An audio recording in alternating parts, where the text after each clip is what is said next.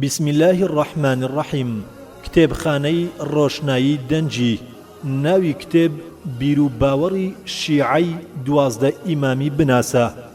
نووسەر فئەلف باوکی عائیشە. تیراژی 1000 دانە. چاپی دووەم 2012 میلادی. لە بەڕێوەبەرایەتی گشتی کتێبخانە گشتیەکان ژمارەی سپاردنی 1107 ساڵی 2011 پێدراوە. خوێندنەوەی عەلی خۆشناو. هەڵەبڕی و کارە دەنجەکان هاوکار محەممەد حەسەن.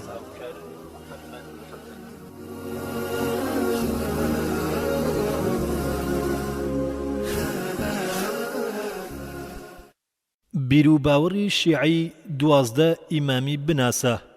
لاپەڕە 3.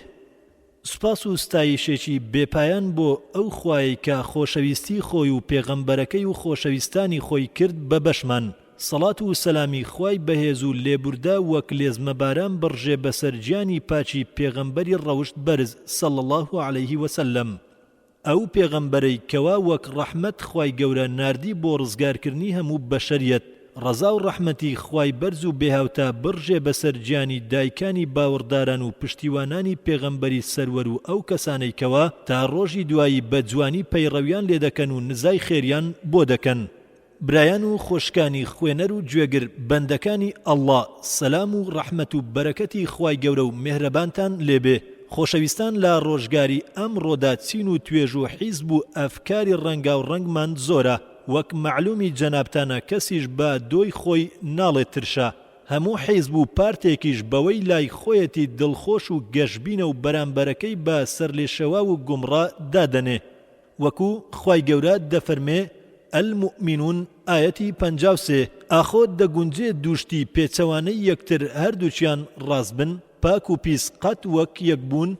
خوای گەورە وەڵامی ئەم پرسیارەمان دەداتەوە و دەفەرمێ قل لا يسأل مائدة ئایەتی 100. واتە پێیان بڵێ ئەی محەممەد صلی الله عليه وسلم هەرگیز پاک و پیس وەک یەک نین. واتە باوەڕدار و بێباوەڕ هەرگیز وەکو یەک نین. بە باوەڕدارانیش کەم و بێهێزیش بن و بێباوەڕانیش زۆر و بەهێز بن. ئەگەرچی زۆری پیسیەکەشی سەرسامت بکات بەڵام دڵنیا بە خوا پاکە و پاکیش نەبێ نایەوێ. هێلکەیەکی خاوێن باشترە لە سەدان هێلکەی پیس. دەی لەخوا بترسن ئەی خاوەن هۆشان تا لە سەختی و نەهامەتیەکانی دوای مردن و زیندووبوونەوە ڕزگارتان بووێ. برایان و خوشکان، ئەوەی کە مەبەستی ئێمەیە لێرانە ئەوەیە کەوا دەمانەوێ باسی بیرروباوەڕی چینێک و تاقمێک لەو چین و تاقمانە بکەین کەوا ئەمڕۆ بە شیعەی 12 ئیمام ناسراون و دەبینرن.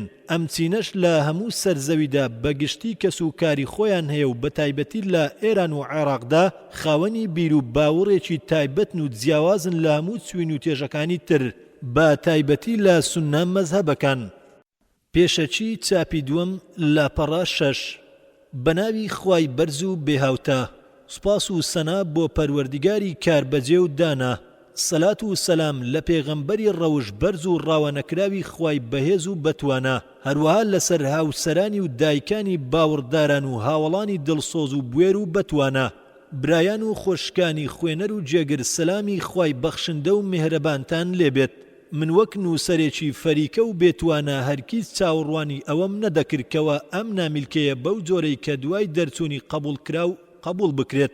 بەڵام سوپاسێکی بێ ئەندازە بۆ ئەو زاتەی کە کار و کۆششی بەندەکانی بەزایە نادات. زۆر لەوە زیاتر یا پێچەوانەی بۆ چوونی من ئەم نامیلکەیە جێی خۆی کردەوە لەناو خوێنەرانی عەوداڵی ڕاستیدا. هەروەها فەڕەحنایەکی زۆری بەدڵم بەخشی. ئەم فەڕەحنایەش لەبەر ئەوە بوو کەوا بۆم دەرکەوت کە هێشتا وەکو کەسانێکی زۆر هەن بە دوای ڕاستیەکاندا بگەڕێن و بیانەوێ ڕاستی بەدەست بێنن، یا بڵێن هێشتا کەسانێکن بیانەوێ دوژمنانی پێغەمبەر صلی الله عليه وسلم و ئال و یار و یاوەرانی پێغەمبەرەکەیان بناسن.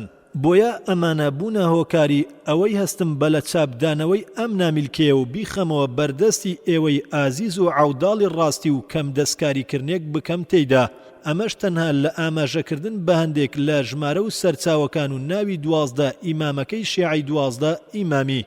هەروەها داواکارم لە هەموو کەسێک لە ئاستی خۆیدا بڵێت و بدوێت سەبارەت بە نەگریسی ئەمانە و تابوونیان بەردەوام بن.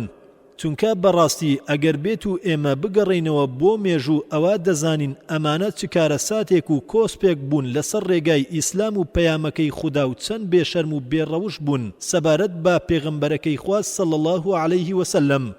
ئێستاش بە چاوی خۆتان دابینن لە سووریا چی بە مسلمانان دەکرێت و ئەسەدی بەعسی عەلەوی بە پاڵپشتی ئێران و حیزب و شەیطانی لوبنان چ قەسابخانەیەکی بەبەرچاوی هەموو جیهانەوە داناوە و هیچ وڵاتێکی نەڕۆژ ئاوایی و نەڕۆژ هەڵاتی لەبەر ئێران ناتوانن دەنگ بکەن. پێویست ناکات باسی مستەمسەک بکەین چونکە لەبەرچاوی هەمووتانە و دەیبینن. هەر لەبەر ئەوەی ئێوە بزانن ئەمانە چەندە زیانیان بە وڵاتی ئیسلامی و مسلمانان گەیاندووە بەسەرهاتێک کارەسایەتێکی مێژوویتان بۆ دەگوێزمەوە. قەسابخانەکەی بەغداد و کوشتنی خەلیفەی عەباسی الموعتەسەم لە سەردەستی وەزیرە شیعیەکەی ئیبن عەلقەمی نەفرەتی خوای لێبێت. لە ساڵی 656 کۆچی وەزیر ئیبن عەلقەمی شیعە نەفرەتی خوای لێبێت نووسراوێکی بەنهێنی نووسی بۆ هۆلاکۆ پاشای تەتەر پێیوت ئەگەر تۆ دەیت بۆ بەغداد ئەوە من دەیدەمە دەستت. هۆلاکۆش وەڵامی دایەوە وتی بەڕاستی سەربازەکانی بەغدا زۆرن جا ئەگەر تۆ ڕاست دەکەی لەوەی کە دەیڵێیت و دەیتە ناو بازنەی گوێڕیالی ئێمەوە ئەوە سەربازەکانی بەغداد پەرش و بڵاو بکەوە ئێمەش ئامادە دەبین. لەو کاتەدا وەزیرە شیعەکە ئاماژەی کرد بۆ مستەعسیم خەلیفەی عەباسی بە پشودان و مۆڵەتی حەوانەوە بە ژمارەیەکی زۆر لەو سەربازانەی کەوا لە پایتەختی خەلافەتی بەغداد ئامادەکرابوون بۆ جەنگ بە بیانووی کەمکردنەوەی بارگرانی ماڵی لەسەر دەوڵەتی عەباسی. خەلیفەش لەو کاتەدا نەیزانی پلانە و وەزیرەکەی وەجاغزادەی عەبدوڵای کوڕی سەبەئە بۆیە ڕازیبوونی خۆی لەسەر ئەم کارە دەربڕی هەر دەست بەجێ و بێ دواکەوتن وەزیری شیعی دەرچوو. هەستا بە سڕینەوەی ناوی 15,000 سەرباز لەسەر سەربازگەکانی بەغدا. پاشان لە بەغدا دەریکردن و نەیهێش لەوێ بمێننەوە. پاشان دوای مانجێک هەمان کاری پێشووی ئەنجام دایەوە. هەڵسا بە سڕینەوەی ناوی 20,000 سەرباز و لە سجلی سەربازەکاندا. بەردەوام بوو ئەم وەزیرە پیسە شیعەیە کۆشی دەکرد لە بڵاوە پێکردنی جەیشی ئەهلی سوننە سڕینەوەی ناویان لە سجلی سەربازیدا هەتا وەکو وای لێهات ژمارەی ناوە تۆمارکراوەکان لە سجلی سەربازەکاندا 10,000 کەس مایەوە. لە دوای ئەوەی کەوا لە کۆتایین ڕۆژی خەلیفە موستەنسیردا زیاتر لە 100,000 شەڕکەری ئەهلی سوننە بوون. لەو کاتەدا سەرلەشکری تەتەر هۆلاکۆ ڕووی کردە بەغداد لە جیهەتی وشکانی ڕۆژهەڵاتەوە و دەوری بەغدایدا. جاوەزیری شیعە ئاماژەیدا بە خەلیفەی عەباسی بەوەی کەوا موساڵەحە و ڕێکەوتنیان لەگەڵدا بکات. پێیوت من دەردەچم و دەچم بۆ لایەن لەبەر ڕێکەوتن. هەستا چوو متمانەی بەخۆی و کۆمەڵەکەی هەبوو ئینجا گەڕایەوە بۆ لای خەلیفە وتی ئەی گەورەمان پێشەوای باوەڕداران بەڕاستی سوڵتان دەیەوێت کچەکەی بدات بە کوڕەکەی تۆ پێشەوە ئەبوبەکر لە جێگای خۆت و خەلافەتدا بمێنیتەوە. لەبەر ئەمە مستەعسیم خەلیفەی عەباسی فریوی خوار بە وەزیرە خائینەکەی و هەستا چوو بۆ لای لەگەڵ وەزیرەکەی و 700 سواردا لە دادوەر و زانا و فەرمانڕەوا و پیاوی دەوڵەت و ناوداری پایتەختدا لە ئەهلی سوننە. کاتێکەوە نزیک بوونەوە لە جێگای جێگیربوونی هۆڵاکۆی خوێنڕێژ دەستیان گرت بەسەر هەر هەمویاندا جگە لە 17 گەسیان. جا خەلیفەی عەباسی چووە لای هۆڵاکۆ لەگەڵ ئەو 17 کەسەدا هەمویان دابەزێندران لەسەر سوارەکانیان و چەکران و پاشان هەمویان کوشتن. پاشان کوڕەکانی خەلیفەیان هێنان و لە بەرچاوی هەمویانە لە گەردەنیاندرا. بەڵام خەلیفەی عەباسی وتراوە شەو هۆلاکۆ داوای کرد بیهێنن بۆ لای. پاشان فەرمانی کوشتنیدا بەڵام کەسە تایبەتمەند و پرس و ڕاپێکراوەکانی هۆڵاکۆ وتیان بەڕاستی ئەگەر ئەمە خوێنی بڕێژرێت دنیا تاریک دەبێت چونکە ئەو ئامۆزای پێغەمبەری خوایە صلی الله عليه وسلم. لەبەر ئەمە هۆلاکۆ ترسا کە بیکوژێت. لەو کاتەدا نەسڕەدینی تووسی پیسی شیعە هەستایە سەرپێ وتی دەکوژرێت و خوێنیشی ناڕژێت. وتیان چۆن؟ وتی بیپێچن بە بەرەیەکەوە و لولی دەن هەتاوەکو گیانی دەردەچێت ئەو کات خوێنی ناڕژێت. ئەوانیش هەستان وایان کرد. ئەمانە لە هۆلاکۆ خراپترن بۆ مسلمانان و ئەهلی سوننە و چاکتر دەستیان دەچێتە خوێنی شوێنکەوتوانی پێغەمبەر موحەممەد صلی الله عليه وسلم. ئێستاش بە چاوی خۆتان وڵاتی سووریا دەبینن کە چ قەسابخانەیەکی بۆ سوننەکان داناوە. هەروەها خراپتر پیلان دادنێن بۆ خاپوورکردنی دەوڵەتی ئیسلامی. هەرچەندە تۆ متمانەیان پێ بکەیت ئەوان هەر متمانە بە تۆ ناکەن و خۆشیان لە تۆ نایەت. وەک خۆی گەورە لە سوورەتی ئالی عیمڕان ئایەتی 180 بۆ 190 دەفەرموێت: يا أيها الذين آمنوا لا تتخذوا بطانة من دونكم لا يألونكم خبالا ودوا ما عنتم قد بدت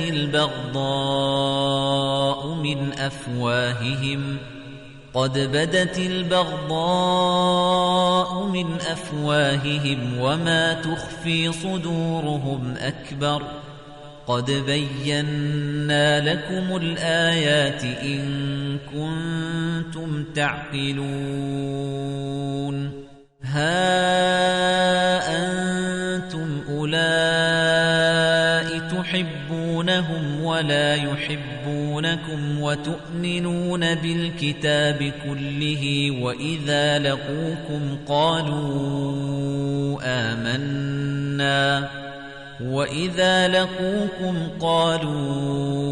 آمنا وإذا خلوا عضوا عليكم الأنامل من الغيظ قل موتوا بغيظكم إن الله عليم بذات الصدور. ووتراوە بەڵکو خنکان دوویانە ووتراوە بەڵکو خراوەتە ناو ئاو غەرق کراوە ڕەحمەتی ئەڵڵای لێبێت. پاشان تەتار دەستیگر بەسەر بەغدادی پایتەختی خەلافەتی ئیسلامیدا بە یارمەتی دوو ڕافیضی پیسدا ئەبین عەلقەمی و نەسڕەدین تووسی چوونە ناو ماڵی خەلافەتەوە و زێڕ و گەوهەر و خشل و جەواهیرات و هەرچی شتی بە نرخ هەبوو تاڵانیان کرد و بردیان. پاشان کەوتنەلا بۆ ئەهلی سوننە لە بەغداد هەستان بە کوشتنی هەموو ئەوانەی دەستیان بەسەریاندا هەبوو لە پیاوان و ئافرەتان و منداڵ و پیر و بەساڵاتچوان و گەنجاندا هەتا وەکو زۆرێک لە موسڵمانان چوونە ناو کادان و شوێنی پیس و کاوڵبووی ئاژەڵانەوە. لەو کاتەی هەموو خەڵکی لەو شوێنەدا کۆبوونەوە ئەوان هەستان دەرگایان لەسەر پێوەدان. اینجا تەتار بەسەرکردایەتی ئیبن عەلقەمی ناپاکەوە هات، جا دەرگاکەیان شکاند یا بە ئاگر پێیان کردنەوە و پاشان چوونە سەریان و هەمویان کوشت هەتا وەکو بەجێرێک خوێن بە کەلێنەکاندا پلوسکەی گرتبوو و ژمارەی ئەو کەسانەی کوژران گەیشتە ملوێنێک و 800,000 موسڵمانی یەکتاپەرستی سونی لە سەردەستی نەسیرەدینی تووسی ناپاچی شیعە. ئەو کەسەی خومەینی لە کتێبەکەیدا الحکومەت الئیسلامیە سەفحە 128 دەربارەی دەڵێت ئەمە دەقەکەیەتی واتە خەڵکی بە هەمان شێوە هەست بەوە دەکەن بە لەدەستدانی گەورە پیا و نەسڕەدینی تووسی و هاوشێوەکانی لەوانەی چەندین خزمەتی گەورە و بە نرخیان پێشکەش بە ئیسلام کردووە. کتاب مەوسوعەتە فەرق شیعە. خۆشەویستان ئەمە کاری ئەم نەگریس و ناپاکانەیە، دەی نەکەی هەرگیز متمانەیان پێ بکەی و کاریان بۆ بکەی و لە کاری خۆت و موسڵماناندا بەشداریان پێ بکەیت و لا کار و باردا پرس و ڕایان لێوەرگریت گەرنا وەک خەلافەتی عوسمانیت بەسەر دێت. البداية والنهاية لابن كثير رحمه الله تعالى 656 کۆچی. پێشەچی بابزانین مەبەستی ئێمە لە شیعە مەزهەبەکان چێیە؟ لاپەڕا حەفدە. دکتۆر علی محەممەد سەڵابی لە کتێبەکەی سیرەت الئەمیر المؤمنین علی بن ئەبی طالب رضی الله عنهدا بەم شێوەیە بۆمان باز دەکات. لاپەڕا 562 بۆ 572 شیعە الرەفض لە زمان و زاراوەدا. یەک شیعە لە زمانەوانیدا. شیعەت الرەجل شوێنکەوتوان و یاری دەدەرانی. وتراوە شایعە هەروەکو وتراوە دۆستایەتی کرد و کارەکانی گرتە ئەستۆ. وتەشیع الرەجل واتە بانگێشەی شیعی کرد.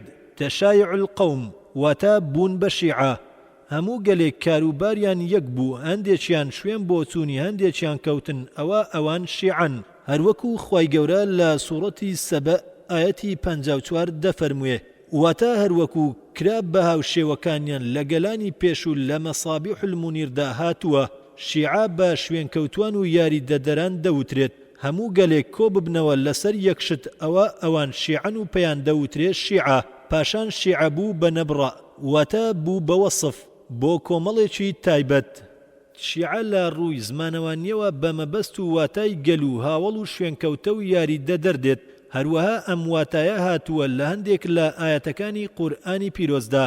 هەروەکو لە فەرمایشتی خوای بڵند مەقامدا لە سوورەتی ئەلقەسەس ئایەتی 15 خوای گەورە دەفەرموێت و لە سوورەتی ئەسافات ئایەتی 83 وشەی شیعە لە یەکەمدا بەواتای گەل هاتووە لە دووەمدا ئاماژە بەو شوێنکەوتوانە دەکات کە هاودەنگن لەسەر بۆچوون و پرۆگرام و هاوبەشن تێیاندا.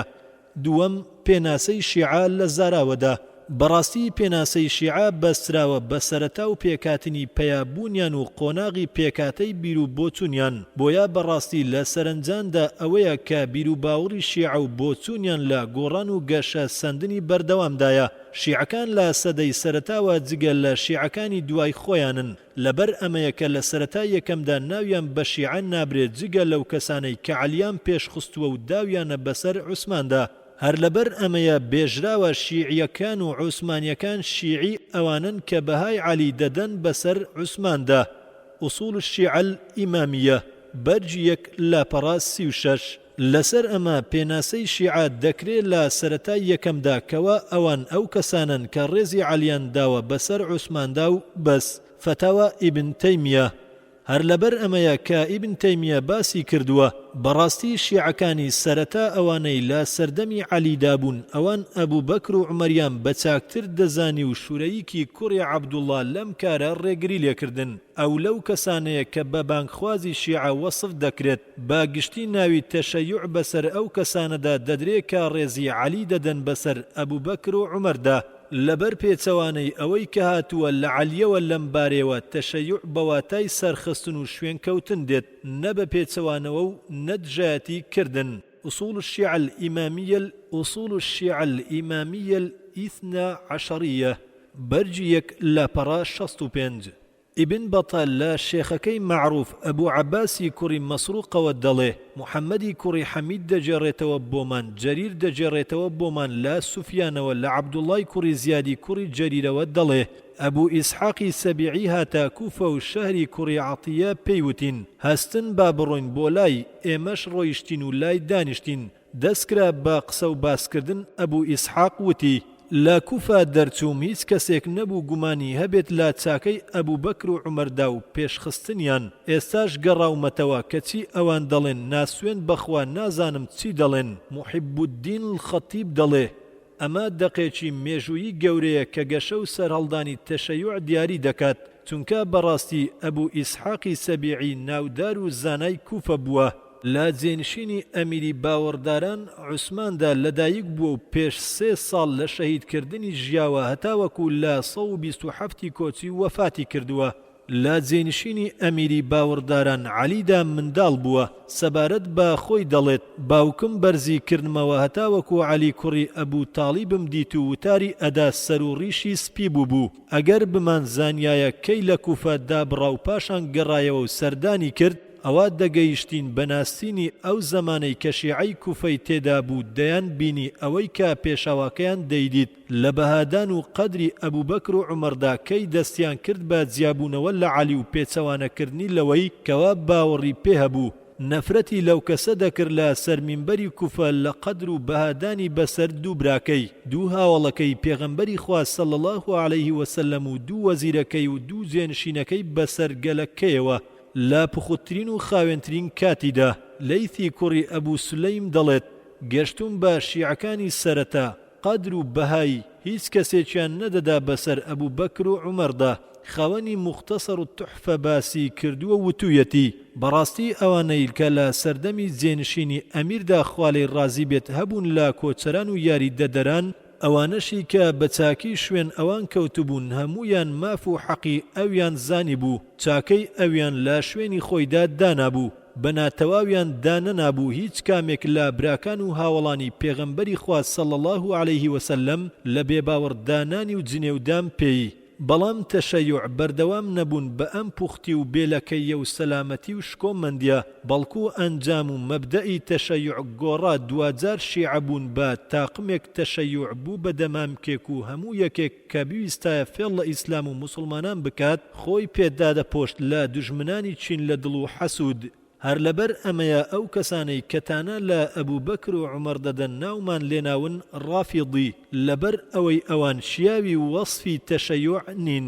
هەر کەس پێکاتەی بیر و باوەڕی شیعە بناسێ بەلایەوە نامۆنیە بوونی کۆمەڵێک لە ناودارانی فەرموودە جگە لە زانایانی فەرموودە و ناودارانێک کە نازناوی شیعە دراوە بەسەریاندا لە هەمان کادا لە پێشەوەیانی سوننن لەبەر ئەوەی بۆ تەشەیوع لە سەردەمی پێشینەدا مەفهومێک و پێناسەیەکی تر هەبوو جگە لە مەفهوم و پێناسەی دوایین بۆ شیعە.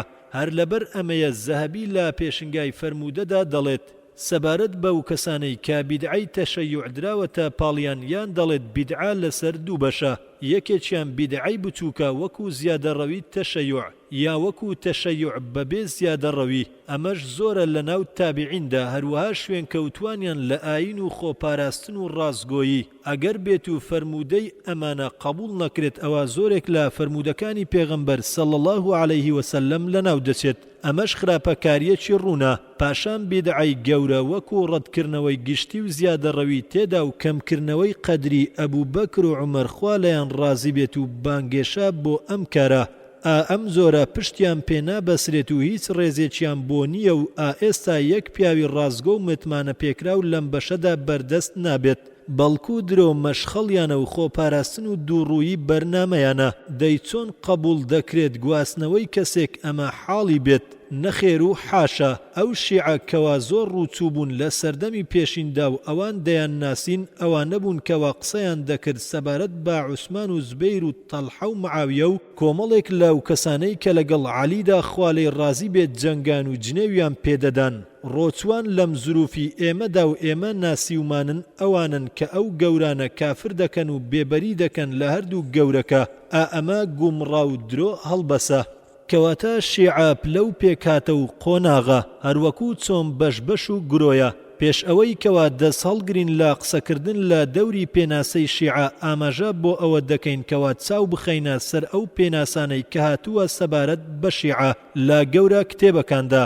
بەڕاستی بەردەوام دەبێت لەسەر وتەکان لە پێناسە بۆ شیعی ئیمامی کەوا ئەوان شوێنکەوتەی عەلین. ئەمە دەستگیرۆیی ئەکات بۆ سەرنجامێکی خراپ و پێچەوانەی هاودەنجی هەموو ئومەت دەکات. ئەم سەرنجامەش ئەوە دەگەێنێ کە عەلی شیعەیە و ئەوەی لای شیعە پەسندە لای ئەویش پەسندە. عەلی خوا لێی ڕازی بێت بەریە لەوەی کە بیر و باوەڕی شیعە هەیانە سەبارەت بە خۆی و نەوەکانی. هەر لەبەر ئەمە پێویستە بۆ لادانی نەزاندراوەکان دانانی قەید و ڕەخنەگرتن لە پێناسە. بۆیە وتراوە ئەوان ئەو کەسانن کە گومانی شوێنکەوتەی عەلی بە خۆیان دەبن. با جۆرێک لە ڕاستیدا ئەوان بەڕاستی شوێن عەلی نەکەوتون. هەروەها ئەمیری باوەڕداران لەسەر ئەو بیر و باوەڕەی ئەوان نییە. یان وتراوە کەوا ئەوان بانگێشەی تەشەیوعیان ڕافیضە بۆ عەلی دەکەن. هەر لەبەر ئەمەیە هەندێک لە ئەهلی عیلم لێکدانەوەی بۆ ئەوان کردووە وتویانە ڕافیضەکان دراونەتە پاڵ شیعەی عەلی. لە هەمان کاتدا ئەوان لە سەرڕێڕەوی شوێن کەوتوانی عەلی نین و شوێنی ئەو نەکەوتون، بەڵکو ئەوان شیعە و ڕافیضن. ئەڕەفض لە زمانەوانیدا بریتیە لە وازێنان وتراوە ڕەفەضت شەی واتە وازم لێهێنا. القاموس المحيط للفيروز أبادي برجدو لا برا 422. الرفض لا زمانواني دا واتاكي وازهنانو دوركوتنويا لشتك. الرافضة لا زاراودا بریتیا لە یەکێک لەو گرۆیانەی کە دراوەتە پاڵ ئەو کەسانەی بانگێشە بۆ ئال و بەیت دەکەن لەگەڵ بێبەریکردنیان لە ئەبوو بەکر و عومەر و باقی هاوڵانی پێغەمبەر صلی الله عليه وسلم جگە لە ژمارەیەکی کەم لەوان و کافرکردنیان و جوێندان پێیان. پێشەوە ئەحمەد ڕەحمەتی ئەڵڵای لێبێت دەڵێت ڕافیضە بریتیا لەو کەسانەی تەبەڕا و بێبەری دەکەن لە هاوڵانی موحەممەدی ڕەوانەکراوی خوا صلی الله عليه وسلم و جنێویان پێدەدەن و لە قەدر و قیمەتیان کەم دەکەنەوە. هەروەها عەبدوڵڵای کوڕی ئەحمەد ڕەحمەتی ئەڵڵای لێبێت دەڵێت پرسیارم کرد لە باوکم دەربارەی ڕافیضە، ئەویش وتی ئەو کەسانن کە جنێو دەدەن بە ئەبوو بەکر و عومەر خوایان لێ ڕازی بێت. ئەبوو قاسمی تەیمی ناسراو بە قام و سونە لە پێناسەیاندا دەڵێت ئەوان بریتین لەو کەسانەی کە جنێو دەدەن بە ئەبوو بەکر و عومەر خوا لەیان ڕازی بێت و ڕەزای خوا لە خۆشەویستانیان بێت.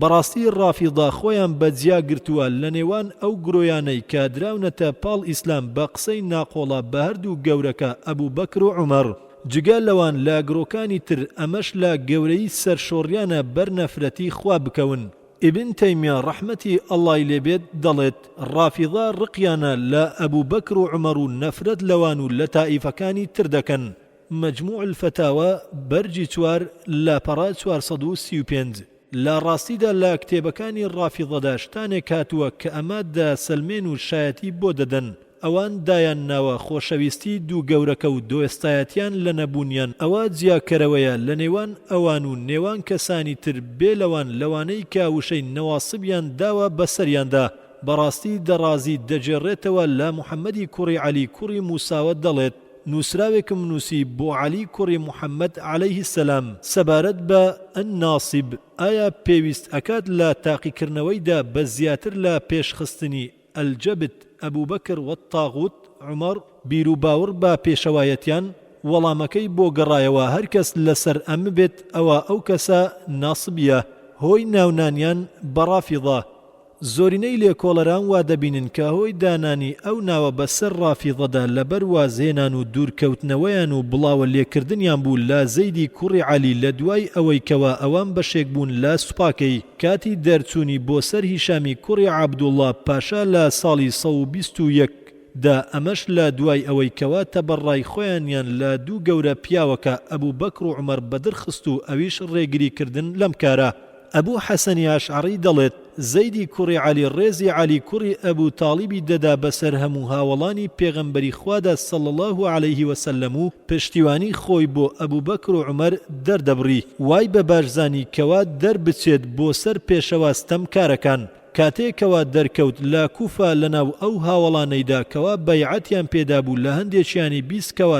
تانە لە ئەبوو بەکر و عومەر دەدەن بۆیە ئەویش نکۆڵی لەم کارە کرد لەسەر ئەو کەسانەی کەلەی بیستن ئەوانەی کەوا بەیعەتیان پێدا بوو لەبەر ئەم کارەی بڵاوەیان لێ کرد ئەویش پێیوتن ڕەفیض تومونی دوور دەکەونەوە لێم بۆیە دەڵێن ئەوان ناویان لێندرا ڕافیضە لەبەر قسەی زەید کە پێیوتن ڕەفیض تومونی قوام السنة والرازي والشهرستاني وابن تيمية أم قسيان كردوا وبم شوية باسيان كردوا رحمتي الله لهم ينبت أشعري كان بوتونيشي تريان هيوتويانا بويا أوان ناون دراون الرافضة لبر قبول نكرنو الرد كرنوي إمامتي دو قورة بيا وكبوا أبو بكر وعمر رضاي الله ينلبه الرافضي أمره ڕافیضەی ئەمڕۆ زۆر ڕقیان لەم ناوە دەبێتەوە و پێی ڕازینین وا دەبینن کەوا ئەم ناوە یەکێکە لەو ناو ناتۆرانەی کە ئەو کەسانەی پێچەوانەی ئەوانن داویانەتە پاڵیان محسین ئەمین دەڵێت ڕافیضە لە قەبێکە بەوەوە جیا دەکرێتەوە ئەو کەسەی عەلی خوالەی ڕازی بێت پێش دەخات لە خلافەتدا و زۆر بەکاری دێنێت بۆ چاکبوونەوە و تۆڵە سندن هەر لەبەر ئەمەیە ئەمڕۆ ناوی خۆیان ناوە شیعە و بەم ناوە ئاشنا بوون لای زۆرینەی خەڵکی و لە ڕاستیدا ئەم کارەیان کاری گەری بووە لەسەر هەندێک لە کتێبەکان و ڕۆشنبیران بۆیە دەبینین کەوە ئەم ناوە دەدەن بە سەریاندا لە ڕاستیدا شیعە زاراوەیەکی گشتگیرە و هەموو کەسێک لە شوێنکەوتوانی عەلی خوالێ ڕازی بێت لەخۆ ئەگرێت بەڕاستی هاوڵانی دەستەی مەقالات باسییان کردووە کە ئەوان سێپۆڵن ئەلیف غالیە ئەوانە ئەو کەسانن کە زیادەڕەویان کردووە لە حەقی عەلیدا و بانگێشەی خواوەندی یان پێغەمبەرایەتیان بۆ کردووە بە ڕافیضە ئەوانە ئەو کەسانن کەوا بانگێشەی بەڵگەبوون دەکەن لەسەر جێنشینی عەلی و تەبەڕا و بێبەری دەکەن لە خەلیفەکانی پێشی و زۆرینەی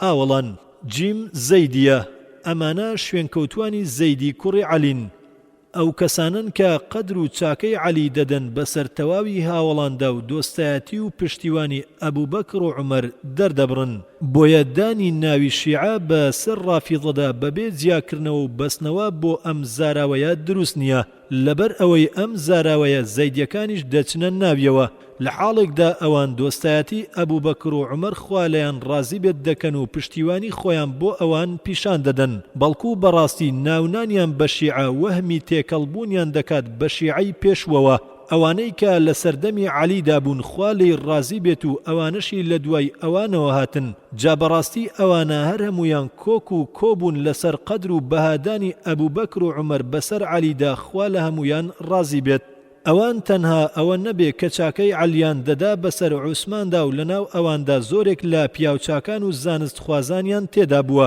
ئیبن تەیمیە ڕەحمەتی ئەڵڵای لێبێت دەڵێت هەر لەبەر ئەمەیە کە شیعەی پێش و ئەوانەی هاوڵایەتی عەلیان کردبوو یا ئەوانەی لە سەردەمی ئەودا بوون هیچ ناکۆچیەکیان نەبوو لەسەر قەدر و بەهادانی ئەبوبەکر و عومەردا بەسەر هەموو هاوڵاندا نەوەکو ئەوان ناکۆچیان هەبوو تەنها لە بەهادانی عەلیدا بوو بەسەر عوسماندا لەبەر ئەمەیە کە ناونانی ئەڕافیضە بە شیعە لەو هەڵەڕون و ئاشکرایانەیە کە هەندێک لە کەسانی ئەم سەردەمە تێی کەوتون و شوێن پێهەڵگرتنی ڕافیضەیە لە کۆشش و ڕزگاربوون لەم ناوە کاتێک کە بینیان پێشینەی چاک زۆر زەم و سەرزەنشتیان دەکەن و لەیان تووڕن بۆیە ویستیان ڕزگار بن لەم ناوە و لەو کەسانەی کەوان نایان ناسن و شارەزایان نین بەگشتی ناوی شیعە بدەن بەسەر خۆیاندا هەندێک لە شوێنەواری ئەمە ئەوەیە کە هەندێک لە خوێندکارانی سەرەتایی تێیکەوتون لەوانەی کە ڕاستی ئەم زاراوەیە نازانن لە هەڵەیەکی گەورە لە نێوان حکومەکانی ڕافیضە و حکومەکانی شیعەدا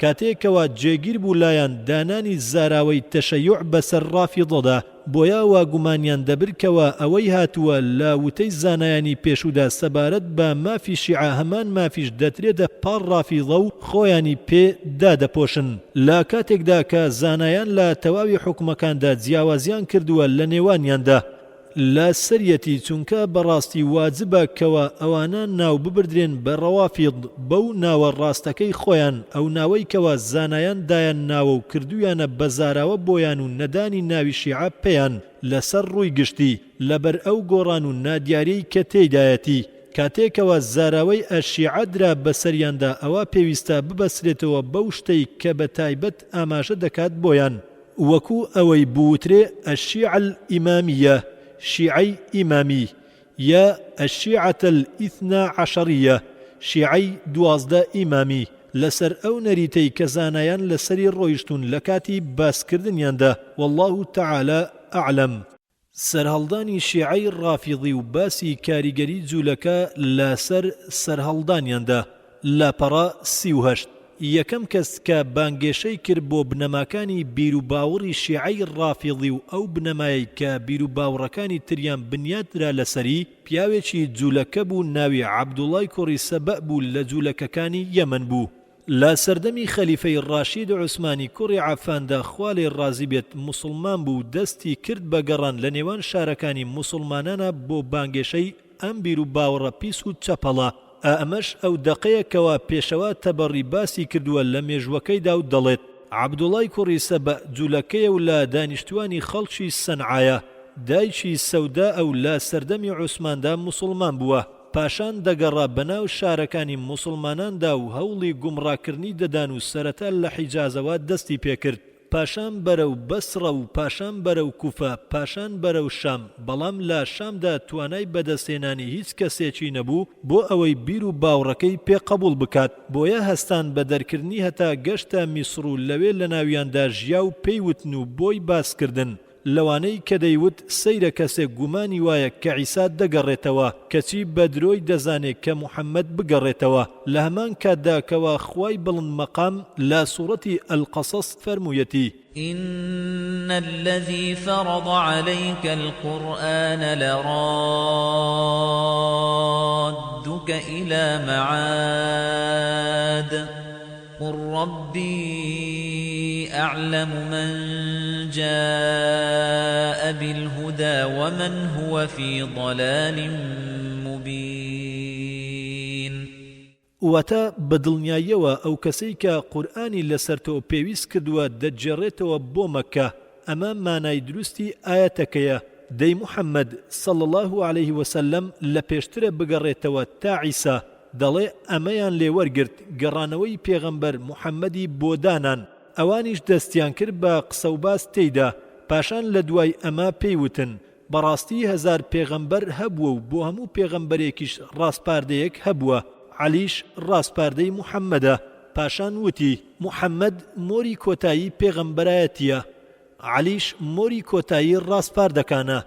پاشان لە دوای ئەمە پێی وتن کێ هەیە لەو کەسە ستەمکارتر کە وەسیەتی پێغەمبەری خوا صلی الله عليه وسلم جێبەجێ نەکات، هێرش بکاتە سەر ڕاستپاردەی پێغەمبەری خوا و کاروباری ئومەت بگرێتە دەست. پاشان لە دوای ئەمە پێی وتن بەڕاستی عوسمانی کوڕی عەفان بە ناڕەوا جێنشینی وەرگرتووە، ئەمەش ڕاستپاردەی پێغەمبەری خوایە صلی الله عليه وسلم، دەی ڕاپەڕن سەبارەت بەم کارە و بیجوولێنن. سەرەتا تانە لە پێشەواکانتان بدەن، بانگێشەی فەرمان بە چاکە و بەرگری لە خراپە بکەن، سرنجی خەڵکی ڕاکێشن و بانجیان بکەن بۆ ئەم کارە. بانگەوازکارەکانی بڵاو کردەوە نووسراوی دەگۆڕایەوە لەگەڵ ئەو کەسانەی کەوا لە شارەکاندا گەندەڵ بووبوون. بانهێنی بانجی دەکردن بۆ ئەو بۆچوونەی کەوا لەسەری بوون. ئابەم شێوەیە بوو سەرەتای ڕافیضە بەردەوام ئەو بیر و باوڕەی کە عەبدوڵڵای کوڕی سەبە بانگێشەی بۆ دەکرد گوزەری دەکرد بە دەرونی خەڵکانێک لە دەستەی دڵنەخۆش و گومڕاکاندا و دڵەکانیان و عاقلەکانیان دەیان خواردەوە تاوەکو لە بەروبوومی کوشتنی خەلیفەی ڕاشید خاوەنی دوونورەکە عوسمانی کوڕی عەفان خوا لێی ڕازی بێت لێکەوتەوە لەسەر دەستی ئەم تاقمە گەندەڵ و خراپەکارە. تاوەکو سەردەمی عەلی کوڕی ئەبوو تاڵیب هات دەستی پێکرد ئەو بیر و باوڕە بەدەرکەوت زیاتر لەوەی پێشوو تا گەشتە عەلی خوا لێی ڕازی بێت ئەویش ناڕازیبوونی خۆی دەربڕی و بە توونترین شێوە نەک هەر ناڕەزایی بەڵکو خۆی لەو شوێن کەوتوانی بێبەری کرد و وتی من بەریم لێیان. لەوانەی کە بە دروستی هاتووە لە عەلیەوە خوا لێی ڕازی بێت ئەوەیە کە ئیبن عەساکیر دەژێڕێتەوە لە عەماری دوهنیەوە دەڵێت بیستم ئەبوو توفەیل دەیوت مەسەیبی کوڕی لوجەم دیت کە ملبەبەی مەبەست کوڕی سەودا ئاهێنا و عەلی لەسەر مینبەر بوو. عەلی وتی حاڵی ئەوە چۆنە؟ ئەویش وتی درۆ بەسەرخوا و پێغەمبەرەکەیەوە دەکات. تاریخ الدیمەشق الانتصار للسحب والآل. لا زەیدی کوڕی وەهبەوە لە عەلیەوە دەڵێت چ پەیوەندیەک هەیە لە نێوان من و ئەو زلە ڕەشەدا؟ دیسان هەر لە ڕێی زەیدی کوڕی وەهبەوە لە سەلەمەوە لە شەعبیەوە عەلی کوڕی ئەبوو تاڵیب وتوویەتی چ پەیوەندیەک هەیە لە نێوان من و ئەو زلەی ڕەشەدا؟ مەبەس عەبدوڵڵای کوڕی سەبەئە، ئەو بێئەدەبی کردووە بەرامبەر ئەبوو بەکر و عومەر. ئەم ڕیوایەتانە جێگیرن لە عەلیەوە خوا لێی ڕازی بێت بە پاڵپشتیەکی سەحیحەوە. مێژوونووسان و هاوڵانی گوڕە و مەقالات باسییان کردووە کوڕی سەبە بانگێشەی دەکرد و دەیوت عەلی خوا لێی ڕازی بێت خوایە و پەروەردیگارە نەعوذ بالله. عەلیش لەبەر ئەم کارەی خۆی و هاوڵەکانی بە ئاگر سوتاند. جورجانی دەڵێت سەبەئیەکان لە ڕافیضەکان دەدرانە پاڵ عەبدوڵڵای کوڕی سەبە و ئەوان یەکەم کەس بوون لە ڕافیضەکان کە بێ باوەڕ بوون. دەیوت عەلی ڕەب العالەمینە نەعوذ بالله پەروەردیگاری جیهانیانە. عەلیش لەبەر ئەمە خۆی و هاوڕێکانی بە ئاگر سوتاند. التعریفات لاپەڕا 103. ئەلمەطلی لە قسەکانیدا سەبەرەت بە سەبەئیە دەڵێت ئەوان هاوڕێیانی عەبدوڵڵای کوڕی سەبەئن بە عەلیان خوا لێی ڕازی بێت دەوت تۆ وتی من چی؟ دەیانوت دروستکەر و بەدیهێنەری. ئەویش داوای تەوبەکردن و پەشیمان بوونەوەی لێکردن. بەڵام ئەوان لە قسەی خۆیان پاشگەز نەبوونەوە بۆیە ئاگرێکی بەتینی بۆ هەڵکردن و هەمویانی سوتاند و بەهۆندراوە دەیوت کاتێک کە دیتم کارەکە کارێکی مونکەڕە ئاری خۆم هەڵکرد و بانگم کرد قەمبەرە. هەندێک لە مێژوونووسان بۆ چوونیان وایە کەوا عەلی خوا لێی ڕازی بێت ئیبن سەبەئی نەسوتاندووە بەڵکو دووری خستۆتەوە بەرەو مەدائین. پاشان لە دوای مردنی عەلی خوا لێی ڕازی بێت بانگێشەی ئەوەی دەکرد کە عەلی نەمردووە بەو کەسانەی دەوت کەوا باسی مردنیان دەکرد ئەگەر دەماغیان لە حەفتا بوخچەدا بۆ بێنن ئێمە مردنی بەڕاست نازانین باڵکو زیاتر وا دەردەکەوێ وتەی یەکەم ڕاست بێت چونکە ئەوەی کە لە سەحیحی بوخاریدا هاتووە شایەدی بۆ دەدات. لە عیکریمەوە دەڵێ هەندێک لە زەندیقەکانیان هێنا بۆ لای عەلی خوا لێی ڕازی بێت ئەویش هەموویانی سوتاند. هەواڵەکە گەشت بە ئیبن عەباس ئەویش وتی ئەگەر من بوومایە نەم دەسووتاندن لەبەر بەرگریکردنی پێغەمبەری خوا صلی الله عليه وسلم کە دەفەرمێ لا تعذبوا بعذاب الله سزا مەدەن بە سزای خوا بەڵکو دەمکوشتن لەبەر فەرموودەی پێغەمبەری خوا صلی الله عليه وسلم کە دەفەرموێ من بدل دينه فاقتلوه. البخاري كتاب استتاب المرتدين رقم 6922. واتە هەرکەس ئاینەکەی خۆی گۆڕی بیکوژن. ئیبن حەجەر لە شیکردنەوەی فەرموودەکەدا لە دوای ئەوەی کە باس کراوە هەندێک گێڕانەوە سەبارەت بەو کۆمەڵە سووتێنراوە کە تێیاندایە ئەوانە کەسانێک بوون کە بتیان دەپەرست، لە هەندێکیشیانە ئەوانە کەسانێک بوون کە لە ئیسلام هەڵگەڕابوونەوە. لەسەر ئەو جیاوازیەی هەبوو لە نێوان گێڕانەوەکاندا لە دیاریکردنیان لە دوای ئەمە دەڵێت ئەبوو مزەفەری ئیسفراینی وا گومان دەبات لە مەلەل وەنەحلدا ئەوانەی کە عەلی سوتاندنی کۆمەڵێک بوون لە ڕافیضە، ئەوان باسی خواوەندیان دەکرد سەبارەت بە عەلی و لەبەرەی سەبەئیەکان بوون. گەورەکەیان عەبدوڵای کوڕی سەبەئی جوولەکە بوو کە ئیسلامبوونی خۆی ئاشکرا کردبوو. ئەم قسانەی داهێنا ئەمە ئیمکانی ئەوەی هەیە کە ئەسڵ وابێ لەوەی کە گێڕاومانەتەوە. لە حەدیسی ئەبوو تاهیری مخلص لە عەبدوڵای کوڕی شوڕەیکی عامریەوە دەڵێت وترا بە عەلی ئالێرانە لە دەم دەرگای مزگەوتا قەومێکن بانگێشەی ئەوە دەکەن کەواتۆ پەروەردیگاری ئەوانی، ئەویش بانگی کردن هاوار بۆ ئێوە چی دەڵێن؟ وتیان تۆ پەروەردیگار و دروستکار و ڕۆزی دەری ئێمەی. فتح الباری بەرجی 12 لاپەڕا 207. پاشان باقی ڕیوایەتەکان ڕۆشتون و تێیاندایە کەوا عەلی خوا لێی ڕازی بێت 3 ڕۆژ مۆڵەتی دان و داوای پەشیمانبوونەوەی لێکردن، بەڵام ئەوان لە قسەی خۆیان پاشگەز نەبوونەوە، بۆیە لە ناو چاڵانێکدا کە بۆی هەڵکەندبوون بە ئاگر سوتاندنی و دەیفەرموو لەما ڕەئەیتە الئەمرە ئەمڕەن مونکەڕە ئەجەجتە ناری وەدەعەوتە قەمبەڕە. ئیبن حەجەر دەڵێت ئەمە سەنەدێکی حەسەنە. فتح الباری بەرجی 12 لاپەڕا 207. مەبەست لێرانە سەرهەڵدانی بیر و باوەڕی شیعەی ڕافیضەی ڕووچوو زیادەڕە و لە عەلیدا خوا لێی ڕازی بێت لەو زەمەنە کورتەدا و تەمەشاکردنی عەلی خوا لێی ڕازی بێت لە کاتی سزادانیاندا. تاوەکو ئیبن عەباس وتی ئەوەی کەوتی هەروەکو سابت بووە نکۆڵیکردنی عەلی بۆ هەموو بیر و باوەڕێکی تر کە سەری هەڕداوە لە سەردەمی ئەودا ڕێکخرا لە گرتنەبەری لایەنگرانیدا، وەکو ڕێزدانی بەسەر تەواوی هاوڵاندا و پێشخستنی لە هەردوو گەورە پیاوەکە. هەروەها بڵاوبوونەوەی جنێودان و ڕەخنەگرتن لێیان لە نێوان ئەو کۆمەڵە گومڕایەدا ئیبن تەیمیە دەڵێت کاتێکەوە بیدعەی شیعە پەیدا بوو لە سەردەمی ئەمیری باوەڕداراندا عەلی کوڕی ئەبوو تاڵیب خوا لێی ڕازی بێت ئەو بەرپەرچی دایەوە. 3 تاقم بوون: غالیە، سەبابە، مفەضیلە. بەڵام غالیە ئەوە عەلی ئەوانی بە ئاگر سوتاند. لە ڕاستیدا عەلی ڕۆژێک لە دەروازەی کیندەوە دەرچوو کۆمەڵە خەڵکێک سوزدەیان بۆ برد. ئەویش وتی ئەوە چییە؟ وتیان تۆ ئەڵڵای. ئەویش 3 ڕۆژ مۆڵەتی پەشیمان بوونەوەی پێدام، بەڵام پەشیمان نەبوونەوە. لە ڕۆژی سێمدا فەرمانی بە خەندەق لێدان کرد و بە ئاگر پڕی کردن و هەموویانی تێ فڕێدا. بەڵام سەبابە کاتێک گەشتە ئەوەی کە جنێو بە ئەبوو بەکر و عومەر بدات عەلی داوای کرد کە بیکوژن. ئەویش هەڵهات لە دەستی بەرە و قیرقیسیا و دەربارەی قسەی دەکرد، لەبەر ئەوەی کە عەلی دەسەڵاتی تەواو جێگیر نەبوو بوو کار بەدەستەکانی سەرپێچیان دەکرد وە گوێڕایالیان نەدەکرد لە هەموو ئەو فەرمانانەی کە دەیدا. بەڵام مفەضیلە عەلی دەیوت هیچ کەسێک نایەنن بۆلام کە منی بەرز کرد بێتەوە بەسەر ئەبوو بەکر و عومەردا مەگەر داری بوختانکاری لێ بدەم. دەڵێ لە عەلیەوە جێردراوەتەوە لە 80 ڕۆوە کەوا ئەو وتویەتی چاکترینی ئەم گەلە لە دوای پێغەمبەرەکەی ئەبوو بەکر و عومەرە. مەجموع فتاوە بەرجی 35 لاپەڕا 184 بۆ 185.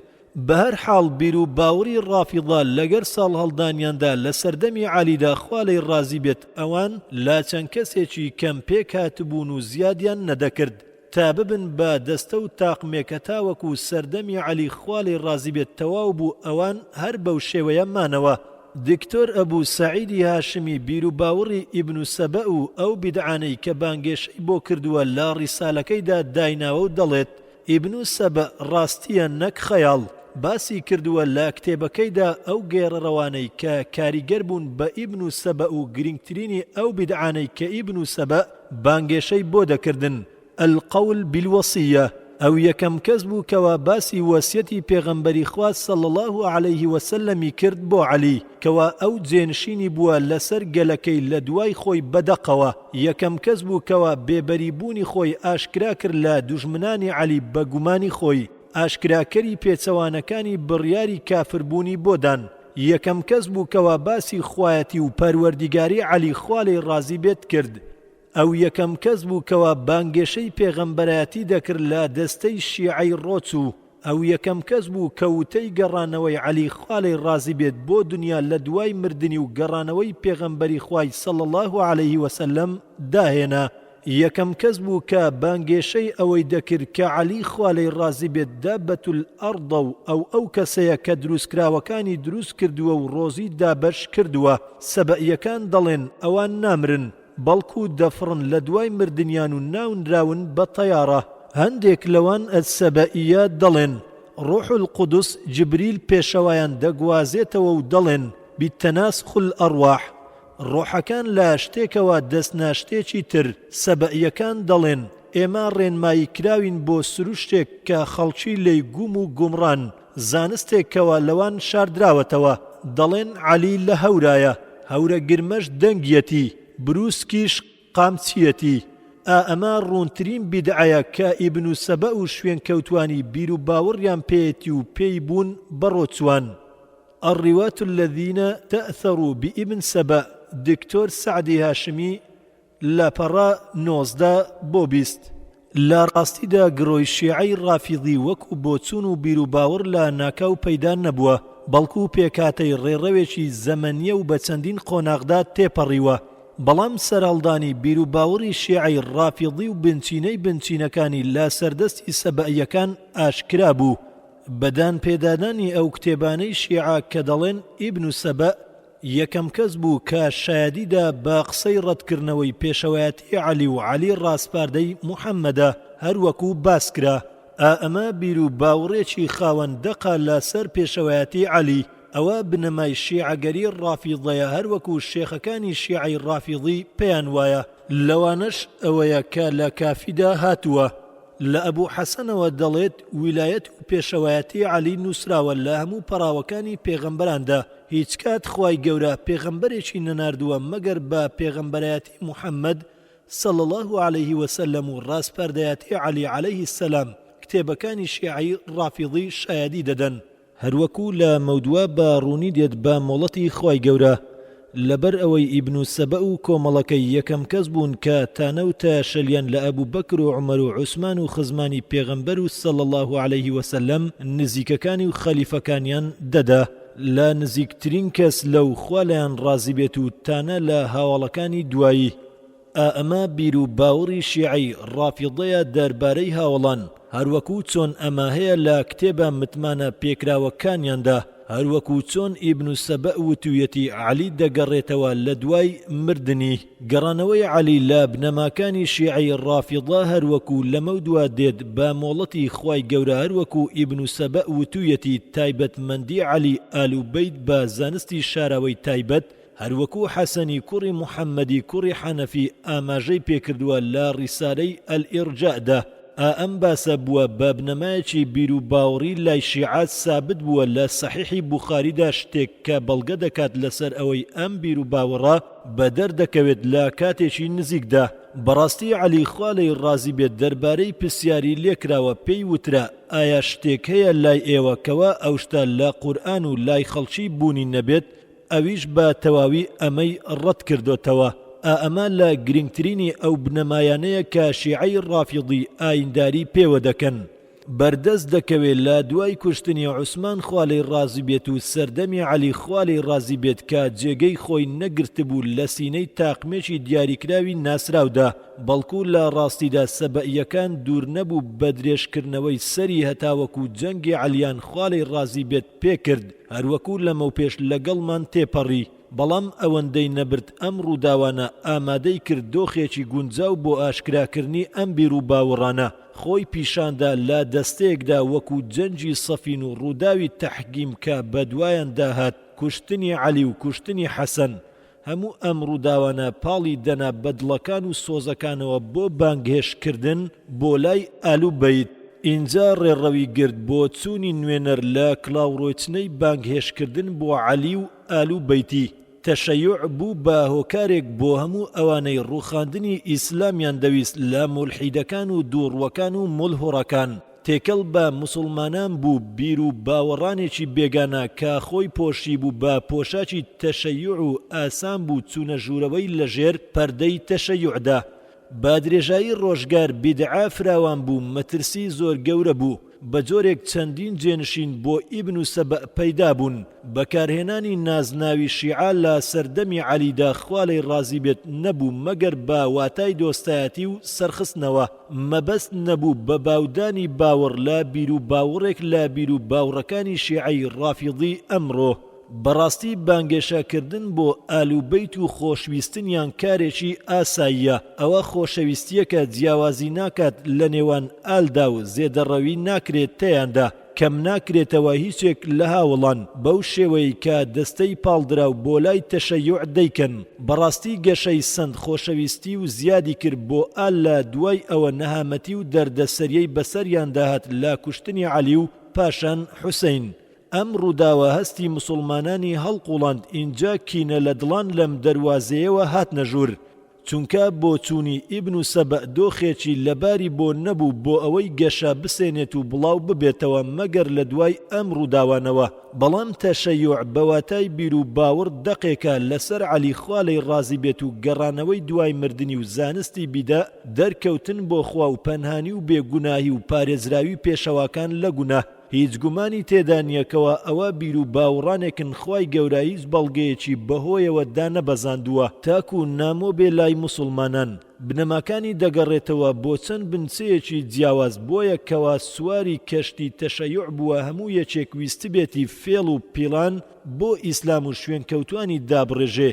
هەموو یەکێک کە چاو بەسی کردبێ بۆ ئەوەی لەژێر سێبەری بیر و باوڕەکەی پێشوویدا بژی بەناوی ئیسلامەوە لە جوولەکە، لە گاور، لە ئاگرپەرست و کەسانی دیکە زۆرێک لە بیر و باوڕە بێکەلک و فاسیدەکان چوونە ناو تەشەیوع. هەروەکو لە مەودووە ئەوە ڕوون دەبێتەوە لە کاتی خوێندنەوەی بنەماکانی بیر و باوڕیان لەبەر ئەمەیە کە ئیبن تەیمیە ڕەحمەتی خوای لێبێ بۆ چوونی وایە کە ئەو کەسانەی خۆیان داوەتە پاڵ تەشەیوع زۆرێک لە بۆچوون و کار و کردارانی فارس و ڕۆم و یۆنانی و گاور و جوولەکە و کەسانی دیکە جگەلەوان وەرگرتبوو دابوویانە پاڵ تەشەیوع. دەڵێت ئەمە پشت ڕاستکردنەوەیە بۆ ئەوەی کە پێغەمبەر صلی الله علیه وسلم هەواڵی دابوو. هەندێک لەو فەرمودانەی کە هاتوون لەسەر ئەوە دەڕۆنکەوە ئەم گەلە لە مەودووە سواری ئاکار و ڕەوشتی گەلانی پێش خۆیان دەبن و لەسەری دەڕۆن. وتویەتی کەوا ئەمە بە خودی خۆی دەچەسپێت لەناو ئەو کەسانەی خۆیان داوەتە پاڵ تەشەیوع. منهاج السنة بەرجی 4 لاپەڕا 147 أصول الشيعة الإمامية برجي 1 لاپەڕا 109. بۆ زیاتر زانیاری لەم بارەیەوە سەردانی ژیاننامەی پێشەوای باوەڕداران عەلی کوڕی ئەبوو تاڵیب بکە.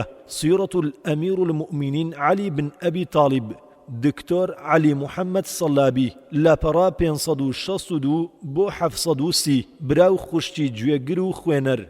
وەکدانان بە چاکەی نووسەر دکتۆر علی محەممەد سەلابیدا دەڵێم هەندێک لە سەرچاوەکان لە نووسراوەکانی ئەوە وەرگیراون، گەرچی ئاماژەمان بە هەندێکیان نەکردووە، بۆیە داواکارم لە خوای گەورە ئەم کارم بە خیانەتکاری زانستی لەسەر تۆمار نەکات و پاداشتی دکتۆر و نووسەریش بداتەوە بە چاکترین پاداشت لە دوا ڕۆژدا. گرنگترین بیر و باوڕەکانی شیعەی 12 ئیمامی. یەکەم ئیمامەت پێشەوایەتی. شیعەی ڕافیضی و 12 ئیمام پێیان وایە کەوا باوەڕی هیچ کەسێک دانامەزرێت تاوەکو ئیمامەت بە گرنگترینی بنەماکانی ئیسلام دانەنێت. هەر کەسێک ئەمە بیر و باوەڕی نەبێت ئەوە لای 12 ئیمامەکان کەسێکی کافرە و خوێن و ماڵ و کەرامەتی بۆ ئەوان حەڵاڵە. ئەمەش لە گرنگترینی کتێبەکانیاندا هاتووە. بۆ نمونە لە کافید، کتێبی کافی لای ئەوان سەحیحترین کتێبی فەرمودەیە بە وێنەی سەحیحی بوخاری لای ئێمەی سوننە مەزهەب. ڕیوایەتانێکن کەوە ئیمامەت بە گەورەترینی ڕوکنەکانی ئیسلام ئەژمار دەکات. گولەینی گەورەترین و زاناترین و متمانەترین کەسە لای شیعەکان با وێنەی پێشەوا بوخاری ڕەحمەتی ئەڵڵای لێبێ. با جێڕانەوەی خۆی لە ئەبوو جەحفەرەوە دەجێڕێتەوە و دەڵێت ئیسلام لەسەر 5 پایە بیناکراوە، لەسەر نوێژ و زەکات و ڕۆژ و حەج و ئیمامەت. بانگ نەکراوە و داوای پابەندبوون نەکراوە بۆ هیچ شتێک بەو جۆرەی کە بانگ کراوە بۆ ئیمامەت. کەچی خەڵکی دەستیان گرتووە بە چوارەوە و ئیمامەتیان واز لێهێناوە. ئوسوڵ الکافی بەرجی 2 لاپەڕە 18. براکانم خوشکەکانم وەک معلومی جەنابتانە بینای ئیسلام بە فەرمودەی سەحیح لەسەر 5 پایە بیناکراوە کە ئەمانە لە ئیبن عومەرەوە ڕەضی الله عنه وتوویەتی پێغەمبەری خوا صلی الله عليه وسلم فەرموویەتی بني الإسلام على 5 شهادة أن لا إله إلا الله وأن محمدا رسول الله وإقام الصلاة وإيتاء الزكاة والحج وصوم رمضان. رواه البخاري رقم 8 ومسلم رقم 113. واتا إسلام لسر 5 پایا بنا کراوە. یەکەم شهادة هێنانە أشهد أن لا إله إلا الله وأشهد أن محمدا رسول الله. اینجا ئەنجامدانی نوێژ و زەکات دان و حەجکردن و ڕۆژوو گرتن. بەڵام شیعەکان لە باتی هەردوو شایەتیدانەکە ئیمامەتیان داناوە و شایەتیدان بە تاک و تەنهایی خوا و پێغەمبەرایەتی محەممەدیان بە مەرزی باوەڕ دانەناوە کە لای ئەهلی سوننە هەر کەسێک ئەم پێنجە بە بنەماکانی ئیسلام دانەنێت و باوەڕی پێیان نەبێت ئەوە ئەو کەسە کافرە و ئەو کەسەی کە شایەتی بە حەق نەدات و نوێژ و زەکات ئەنجام نەدات و جێبەجێیان نەکات ئەوە خوێنی حەڵاڵە. وەک پێغەمبەری خوا صلی الله عليه وسلم فەرموویەتی فەرمانم پێکراوە شەڕ لەگەڵ خەڵکیدا بکەم تاوەکو شایەدی دەدەن هیچ خوایەکی بە حەق نییە جگە لە ئەڵڵا و محەممەدیش پێغەمبەری خوایە و نوێژ دەکەن و زەکات دەدەن. کاتێک کە ئەمەیان کرد ئەوە خوێن و ماڵی خۆیان لە من پاراستووە مەگەر بە حەق و مافی ئیسلام و لێپێچینەوەی کارە شارەوەکانیشیان لەسەر خوایە. رواه البخاري رقم 25 ومسلم رقم 126. وەک زانیتان شایەدیدان لای شیعەکان وەک ئیمامەت گرنگ نییە و هەرکەس شایەدیش نەدات بە تاک و تەنهایی خوا و پێغەمبەرایەتی محەممەد صلی الله عليه وسلم مادام باوەڕی تەواوی هەبێت بە ئیمامەتی ئیمامەکانیان ئەوە ئەو کەسە باوەڕدارە. گەر بەو شێوەیە بێ کەوا ئەوان دەیڵێن ئەوە هەموو هاوڵان بە ئال و بەیتیشەوە لەگەڵ تەواوی سوننە مەزهەبەکان کافر و زەندیقن و جێگایان دۆزەخە. چونکە هیچ کام لەمانە باوەڕیان وانە بووە کە ئیمامەت بنەمایەک بێت لە بنەماکانی ئیسلام و لە شەهادەیش پێیان گرنگتر نەبووە. گەر ئیمامەتیان لا گرنگتر بوایە لە شەهادەت ئەوە حەسەنی کوڕی عەلی ئیمامەتی واز لێ نەدەهێنا بۆ معاویەی کوڕی ئەبوو سوفیان چونکە وازهێنان لە شتێک نیشانەی ئەوەیە کە ئەو شتە گرنگ نییە. جا ئەگەر وابێکەوە ئەوان دەڵێن ئیمامەت گرنگترینی بنەماکانی ئیسلامە و باوەڕ دانامەزرێت مەگەر پابەندبی بەوەوە ئەوە حەسەنی کوڕی عەلی بە قسەی ئەوان کافرە. هەروەها عەلی کوڕی ئەبوو تاڵیبیش خوا لە هەردووچیان ڕازی بێت بە هەمان شێوە چونکە لە پێشودا ئەویش وازی لە پێشەوایەتی هێنا بۆ هەر سێ کەسەکەی پێش خۆی ئەبوو بەکر و عومەر و عوسمان ڕەزای ئەڵڵایان لێبێت نەک هەر ئەوەندە بەڵکو وەکو سەربازێک فەرمانەکانی قبول دەکردن. پەنا دەگرم بە ئەڵڵا لەم بیر و باوەڕە گەندەڵ و بێبنەمایە. ئەی ئەو کەسانەی کەوا عەلی و نەوەکانی عەلیتان خۆش دەوێ و خاوەنی بیر و هۆشێکی تەواون ئێوە چۆن ئەم شتە قبول دەکەن بۆ عەلی و نەوەکانی عەلی؟ چەند فەرموودە و بۆ چوونێکی تریان لەمبارەیەوە. مەجلیسی دەڵێت هیچ گومانی تێدا نییە کەوە ئیمامەت و باوەڕبوون بە ئیمامەتی ئیمامەکان عەلەیه السەلام و گەردەنکەچی بۆیان لا جەستەی ئەساسیەتەکانی ئاینە و چاکترە لە تەواوی کردەوەکانی لاشە. لەبەر ئەوەی ئیمامەت کلیلی کردەوەکانە. ئوسوڵ الکافی بەرجی 2 لاپەڕە 18. مزەفەر کە یەکێکە لە زاناکانی سەردەمیان دەڵێت ئێمە بیر و باوەڕمان وایە کەوا ئیمامەت بنەمایەکە لە بنەماکانی ئاین. باوەڕ تەواو نابێ مەگەر بە بڕوابوون پێی تێیدا دروست نییە لاسایی کردنەوەی باو باپیران و ئەهل و بەخێوکەران هەرچەندە گەورەش بن. بەڵکو چۆن پێویستە تەمەشای یەکتا پەرستی و پێغەمبەرایەتی بکرێت و بەبێ مینجا مینج فەرمانەکانی خوا و پێغەمبەرەکەی صلی الله عليه وسلم قبول بکرێت. بە هەمان شێوە پێویستە واتە تەمەشای ئیمامەت و فەرمانەکانی بکرێت. بەڵکو هەواڵەکان لەمە زیاتر حاصل بوون. لەو کاتەی وتی پێغەمبەر ئیمامەتی بەرز کردەوە بۆ عەلی و ئەو ئیمامەتی دوای ئەو وەسیەتی بۆ کردن هەر چۆنێ وەسیەتی کرد بۆ فەرزکرا و پێویست کراوەکان. عەقاید الئیمامیە صەفحەی 102 بیحار الئەنوار 23 بۆ 69. ئیبن بابەوی قومی لە نامیلکەکەیدا لە ئەعتیقادات دەڵێت بیر و باوەڕی ئێمە سەبارەت بەو کەسەی کە نکۆڵی ئیمامەتی پێشەوای باوەڕداران عەلی کوڕی ئەبوو تاڵیب عەلەیهی السەلام دەکات ئەوە وەکو ئەو کەسەوایە کە نکۆڵی لە پێغەمبەرایەتی تەواوی پێغەمبەراندا دەکات. بیر و باوەڕی ئێمە سەبارەت بەو کەسەی کەوا دان بە پێشەوای باوەڕداراندا دەنێت بەڵام نکۆڵی لە یەکێک لە ئیمامەکانی دوای ئەو دەکات ئەو لە جێگای ئەو کەسەدایە کەوا دانی بەڕاستی تەواوی پێغەمبەراندا نەناوە و نکۆڵی لە پێغەمبەرایەتی محەممەد صلى الله عليه وسلم دەکات. الاعتقادات لاپەڕە 103. يوسفي بحراني لا موسوعكي دا الحدائق الناظرة في أحكام العطرة الطاهرة هجدا 153 دڵێت خۆزگا لێم حاڵی بوونایە چ جیاوازیەک هەیە لە نێوان ئەو کەسەی کەوا بێباوەڕە بەخوای بەرز و بێهاوتا و پێغەمبەرەکەی و ئەو کەسەی کە بێباوەڕە بە ئیمامەکان لەگەڵ سابتبوونی ئیمامەتدا لە بنەماکانی ئایندا. مەجلیسی دەڵێت بزانە کەوا دانانی وشەی کوفر و شیرک بەسەر ئەو کەسەدا کە باوەڕی نییە بە پێشەوایەتی ئەمیری باوەڕداران و پێشەواکان لە نەوەکانی عەلەیهی السەلام و بەهادانانیان بەسەر کەسانی جگە لە خۆیان بەڵگە لەسەر ئەوە دەکات کەوا بە ئەبەدی لە ئاگردا دەمێنێتەوە. بحار الأنوار 23 بۆ 390. ئیبن مەطهەری حەلی دەڵێت ئیمامەت بە زەیەکی گشتیە و پێغەمبەرایەتی بە زەیەکی تایبەتە لەبەر ئەوەی دەگونجێ پێغەمبەران لە زەمانێکدا کۆتاییان پێبێت بە پێچەوانەی ئیمامەتەوە بۆیان نکۆڵیکردن لە بەزەیە گشتی خراپترە لە نکۆڵیکردنی بەزەیی تایبەت. ئوسوڵ الشیعة الئیمامیە بەرجی دوو لاپەڕە 867. الشێخ مفیدیان یەکدەنجیان دەگوێزێتەوە لەسەر ئەم بۆچوونە لە کافرکردنی ئومەتی ئیسلام و دەڵێت ئیمامیەکان یەکدەنگن لەسەر ئەوەی کە هەر کەسێک نکۆڵی لە ئیمامەتی یەکێک لە ئیمامەکان بکات و ئینکاری لەو گوێڕایالیکردنیان بکات کە خوای گەورە پێویستی کردووە لەسەری ئەوە ئەو کەسە کافر و گومڕایە و شایانی مانەوەی هەتا لە دۆزەخدا. مسائل للمفيد وقد نقل ذلك عنه المجلسي في البحار برجيشت لاپەڕە 366.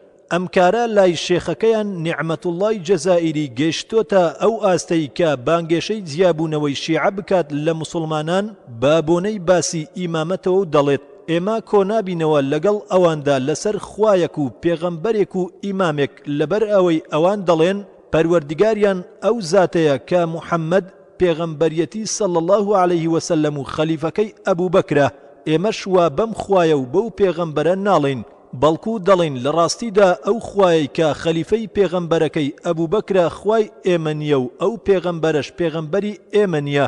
الأنوار العلمانية بەرجی دوو لاپەڕە 279. وەڵامدانەوە بۆ ئەم قسەی نعمەتوڵڵای جەزائیریە دەخەینە کۆتا باسی ئەم نامیلکەوە ئینشاء الله. جا پێم ناڵێن چ جیاوازیەک هەیە لە نێوان ئیمامەت و پێغەمبەرایەتیدا نەکەر ئەوەندە بەڵکو پێیان وایە کە ئیمامەکان لە پێغەمبەران چاکترن. ئەوە تا خومەینی لە ناوچوو نەزان لە یەکێک لە پەیامەکانیدا دەڵێت بەرخەشمی خوا بکەوێ. بەڕاستی ئیمامەکانی ئێمە پلە و پایەیەکیان هەیە کەوا فریشتە نزیکەکان لە خوا و تەواوی پێغەمبەران نەگەیشتون بەو پلە و پایانە. من عقائد الشیعە بەرجی 1 لاپەڕە 8.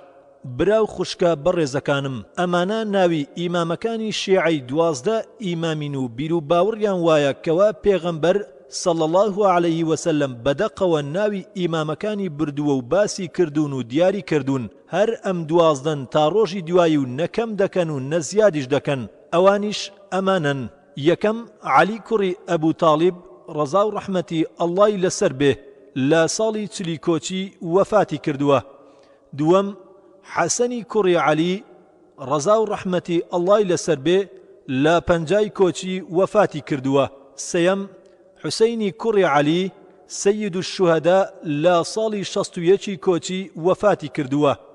چوارەم عەلی کوڕی حوسەینی زەین العابدین ڕەزا و ڕەحمەتی ئەڵڵای لەسەر بێ لە ساڵی 95 کۆچی وەفاتی کردووە. پێنجەم محەممەدی کوڕی عەلی ئەلباقرد لە ساڵی 114 کۆچی وەفاتی کردووە. شەشەم جەحفەری کوڕی محەممەدی صادق لە ساڵی 148 کۆچی وەفاتی کردووە.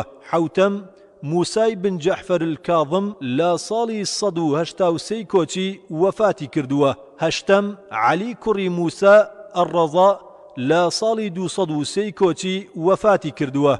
نۆیەم محەممەدی کوڕی عەلی ئەلجەواد لە ساڵی 220 کۆچی وەفاتی کردووە. دەیەم عەلی کوڕی محەممەدی هادی لە ساڵی 254 کۆچی وەفاتی کردووە. یازدەهەم حەسەنی کوڕی عەلی عەسکەری لە ساڵی 260 کۆچی وەفاتی کردووە. دوازدەهەم محەممەدی کوڕی حەسەنی المەهدی لە ساڵی 265 کۆچی وەفاتی کردووە. سيرة الأمير المؤمنين علي بن أبي طالب رضي الله عنه للصلابي لا براش 602 دار المعروفة بيروت لبنان. دوم صفتي نزاني ددن بال الله سبحانه وتعالى البداء وشيء البداء لازمان عربي دا بدواتا ديت يكم أشكرابون لدواي نادياري. دوم بوتونيشي نوي لدواي بوتوني بيشو راغورين. المفردات في غريب القرآن الراغب الأسفهاني والصحاح كلمة البداء. ئەم دوو سیفەتە لە هەر کەسێکدا بەدی بکرێت ئەوان نیشانەی بێئاگایی و نەزانی ئەو کەسەیە، چونکە کەسێکەوە شتێکی لێ پەنهان بێ و پاشان بۆی دەرکەوێ یان لە سەرەتاوە پێی وابێ ئەم شتە باشە پاشان بۆی دەربکەوێ ئیتر بە توێژینەوە بێت یا هەر زۆرێکی تر، ئەوە نیشانەی کەم زانستی و سنوورداری عەقڵی ئەو کەسە پیشان دەدات. لە هەمان کاتدا ئەوان ئەم دوو سیفەتە ناشیاوە بۆ ئیمامەکانی خۆیان قبول ناکەن، کەچی دەیدەنە پاڵ خوا و دەڵێن ئەمە سیفەتی خوایە، سوبحانەکە هذا بوهتان عەظیم. لەم کارەشیاندا مەبەستێکی گڵاوی تایبەتیان هەیە. ئەم مەبەستەش بۆ ئەوەیە ئەو ئاەتانەی کەوا باس لە چاچی و پاچی ئەبوو بەکر و عومەر و عوسمان و هاوسەرانی پێغەمبەر صلی الله علیه وسلم و تەواوی هاوڵان دەکات پێی ڕەت بکەنەوە و بڵێن بەڵێ ڕاستە هاوڵان لە سەرەتاوە باش بوون، بەڵام خوای گەورە نەیزانیوە دوای وەفاتی پێغەمبەر صلی الله علیه وسلم پاشگەز دەبنەوە و هەڵدەگەڕێنەوە لە دین. ئەمەش گەورەترین بوهتان و کوفرە بەرامبەر خوای گەورە و بەدەستەڵات. خوای گەورە نازانێت لە ئایندەدا چی ڕوودەدات، بەڵکو لە دوای ڕوودانی شتەکان دەزانێت پەنا بە ئەڵڵاه. جاتخوا گەر ئاوا بێ چ جیاوازیەک هەیە لە نێوان بەندە و خودادا، واتە خوا وەک مێژ و نووسێک وایە و چاوەڕوانی ڕووداوی شتەکان دەکات و پاشان دەیخاتە سەرپەڕاو و دەینووسێتەوە. پەنا بەخوا دەگرم لەم تاوانە. بەڵکو هەروەکو خوای گەورە لە سوورەتی ئەلئەنعام ئایەتی 59 دەفەرموێ وعنده مفاتح الغيب لا يعلمها إلا هو ويعلم ما في البر والبحر وما تسقط من ورقة إلا يعلمها ولا حبة في ظلمات الأرض ولا رطب ولا يابس إلا في كتاب مبين. واتا لای خوایە کلیلەکانی زانستی پەنهانی هیچ کەسێک نایزانێت جگە لەو، دەزانێ ئەوەی لە وشەکانی داهەیە و ئەوەی لە تەڕانی و ناو دەریاکاندا هەیە هیچ گەڵایەک لێ نابێتەوە لە دارەکەی مەگەر پێش لێبوونەوەی ئەو زانی بێتی هیچ دانەوێڵەیەک نییە لە تاریکایی و ناخی زەویدا نەوشک و نەتەڕ مەگەر لە کتێبی ئاشکرا دابێ. هەروەکو لە سوورەتی ئەڕەعد ئایەتی 9 دەفەرموێ عالم الغيب والشهادة الكبير المتعال. الله زانایە بە هەموو دیار و نادیارێک، گەورە و بەهێزە، دوورە لە هەموو سیفەتێکی ناشیا و گولەینی پێی وایە کە ئیمامەکانیان هەر کات بیانەوێ بزانن دەزانن. لە جەحفەرەوە کە وتوویەتی بەڕاستی ئیمام هەر کاتێ بیەوێ کە بزانێت دەزانێت، بەڕاستی ئیمامەکان دەزانن کەی دەمرن، ناشمرن مەگەر بە ئارەزوو و ئیختیاری خۆیان نەبێ.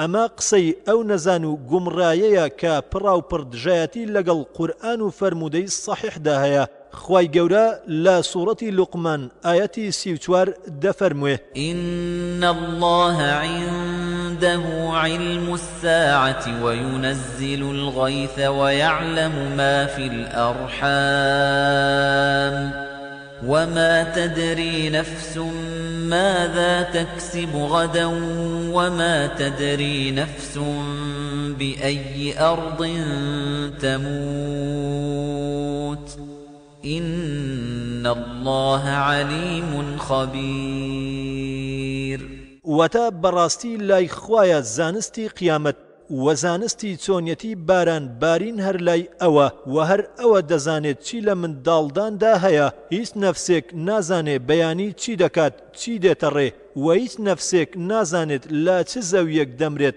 بەڕاستی هەر ئەڵڵا زانا و وردبینە بەکارە نهێنیەکان پێغەمبەری سەردار و سەروەریشمان صلى الله عليه وسلم دەفەرمێت مفاتح الغيب خمس لا يعلمها إلا الله لا يعلم ما في غد إلا الله ولا يعلم ما تغيض الأرحام إلا الله ولا يعلم متى يأتي المطر أحد إلا الله ولا تدري نفس بأي أرض تموت ولا يعلم متى تقوم الساعة إلا الله رواه البخاري 4697 واتە کلیلەکانی زانستی نهێنی پێنجن هیچ کەسێک نایانزانێت جگە لە ئەڵڵا هیچ کەسێک نازانێت بەیانی چ باسە و چی تێدایە جگە لە ئەڵڵا و هیچ کەسێک نازانێت منداڵدان چی تێدایە و شاردوویەتیەوە جگە لە ئەڵڵا و هیچ کەسێک نازانێت کەی باران دێت و دەبارێت جگە لە ئەڵڵا و هیچ نەفسێک نازانێت لەکوێ و لە چ زەویەک دەمرێت و هیچ کەسێک نازانێت کەی ڕۆژی دوایی بەرپا دەبێت جگە لە ئەڵڵا خۆشەویستان ئەم سیفەتە ناشیاوە دەدەنە پاڵ خوای گەورە و ئاوا بەخوا دەڵێن کەچی تەمەشاکە و ئەم هۆندراوەی زانا و شێخی سەردەمیان ئیبراهیم العامیلی بخوێنەوە سەبارەت بە پێشەوە عەلی کوڕی ئەبوو تاڵیب خوا لێی ڕازی بێت کە چۆن پێیدا هەڵدەدات و زیادەڕەوی دەکات لە وەسفکردنیدا دەڵێت ئەی باوکی حەسەن تۆی چاوی ئیلاهی ناونیشانی هێزی بێ ئەندازەی ئیلاهی تۆی کە دەورت داوە لە زانستی پەنهانی دەی شتێک لە تۆ وندەبێت لە پەنهانی تۆی کە هەڵسوڕێنەری ئاشی بوونەوەری بۆ تۆیە دەریاکانی بێبن و بێکۆتایی بۆ تۆیە فەرمان گەرویستت دەژی بەیانی و ئەگەر ویستت دەیگری نێوچاوانی یەکێکی تریان کە ناوی عەلی کوڕی سولەیمانی مەزدیە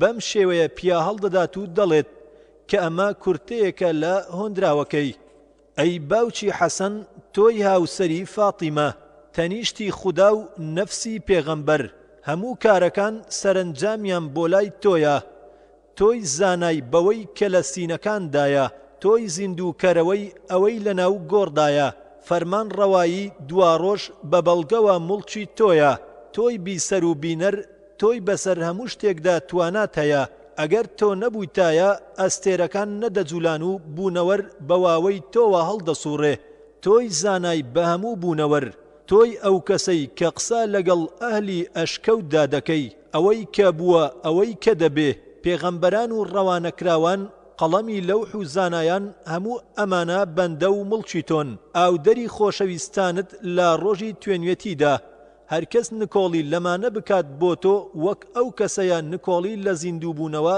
دەکات سێەم قورئانی بەڕێز شیعەی 12 ئیمام و ڕافیضەکان سەبارەت بە قورئان سێ بۆچوونیان هەیە یەکەم دەڵێن قورئان گۆڕا و منحەریفە و تاکە کتێبە لە نێو کتێبە ئاسمانیەکاندا کە منحەریفە کتێب و سەرچاوەکانیان پڕە لەم قسە و باسانە وەک خاوەنی تەفسیر و صافی ئەشعبی دەجێڕێتەوە و دەڵێت بەڕاستی متمانە پێکرا و کەسانی ناوداری ئیسلام محەممەدی کوڕی یعقوبی گوڵەینی تابثەڕا بە هەمان شێوە بیر و باوەڕی وایە بەرامبەر بە گۆڕان و تعریف و ناتەواوی لە قورئاندا لەبەر ئەوەی لەم بارەیەوە چەندین ڕیوایەتی جێڕاوەتەوە لە کتێبەکەیدا ئەلکافی هیچ کامێک لە ڕیوایەتەکانی بە لاواز و بەهێز دانەناوە لەبەر ئەوەی کەوا لە سەرەتای کتێبەکەیدا دەڵێت کە باوەڕی بە هەموو ئەو ڕیوایەتانە هەیە کە تێیدایە تەفسیر و صافی لاپەڕە 13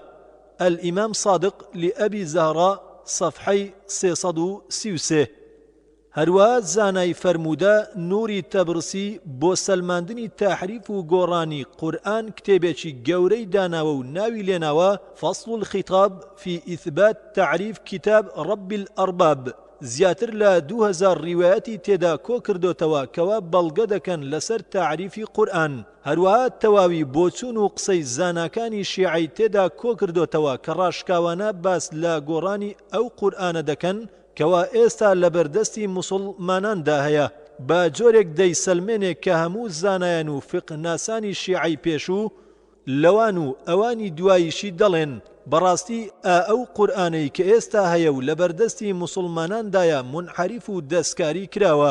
سەید هاشمی بەحرانی دەڵێت لای من هەیە لەسەر ڕوونی و ڕاستی ئەم قسەی واتە قسەی تاعریفی قورئان لە دوای گەڕان و پشکنینی فەرموودەکان بە جۆرێک بڕیار بدرێت بەوەی کەوە ئەم بۆچوونە لە زەروریاتی بۆچوونی شیعەیە و لە گەورەترینی ئامانجەکانی دەستگرتنە بەسەر خلافەتدا. مقدمة البرهان الفصل الرابع 49. دووەم بۆچوونی دووەمیان وایە کەوا قورئانی تەواو 17,000 ئاەتە. ئەوەتە گوڵەینی کۆتایی دێنێت بە کتێبی فەضل القورئان بە ڕیوایەتێک لە ئەبوو عەبدوڵڵاه جەحفەری سادقەوە کەوتوویەتی بەڕاستی ئەو قورئانەی کەوا جبرائیل رضی الله عنه پێی هاتووە بۆ محەممەد صلى الله عليه وسلم 17,000 ئاەتە. سێم شیعەکان پێیان وایە کەوا قورئانی ئەوان قورئانی فاتیمەیە، مصحف الفاتیمە. تەنانەت یەک پیتیشی لەم قورئانەی کە ئێستا لە بەردەستی ئوممەتدایە نییە و بەڵکو ئەو قورئانە سێ ئەوەندەی ئەم قورئانەیە. ئەمەش بەڵگە لە کتێبەکانی خۆیان. ئەلیف لە عەلی کوڕی سەعیدەوە لە ئەبوو عەبدوڵڵاهەوە عەلەیهی السەلام دەڵێت لای ئێمە هەیە سوێن بە ئەڵڵا پەراوی فاتیمە یەک ئاەتی لە کتێبەکەی ئەڵڵای تێدا نییە و ئەو پەراوە نووسینەوەی پێغەمبەرە سەڵاوەت الله عەلەیه و ئالیه و بەخەت و قەلەمی عەلی عەلەیه السەلام نووسراوە. بحار الأنوار 26-41. بە لە محەممەدی کوڕی موسلیمەوە لە یەکێکیانەوە عەلەیه السەلام دەڵێت فاتیمە لە دوای خۆی پەراوێکی بەجێهێشتووە ئەو پەراوە قورئان نییە بەڵکو کەلامی خوایە ناردوویەتی بۆی نووسینەوەی پێغەمبەرە صلى الله عليه وسلم بەخەتی عەلی عەلەیه السەلام. بحار الأنوار 26-42. جیم لە عەلی کوڕی باوکی حەمزەوە لە باوکی عەبدوڵڵاهەوە عەلەیه السەلام دەڵێ لای ئێمەیە پەراوی فاتیمە عەلەیه السەلام دەیسوێن بە ئەڵڵا یەک پیتی قورئانی تێدا نییە بەڵکو نووسینەوەی پێغەمبەرە صلى الله عليه وسلم بەخەتی عەلی. البحار 26-48.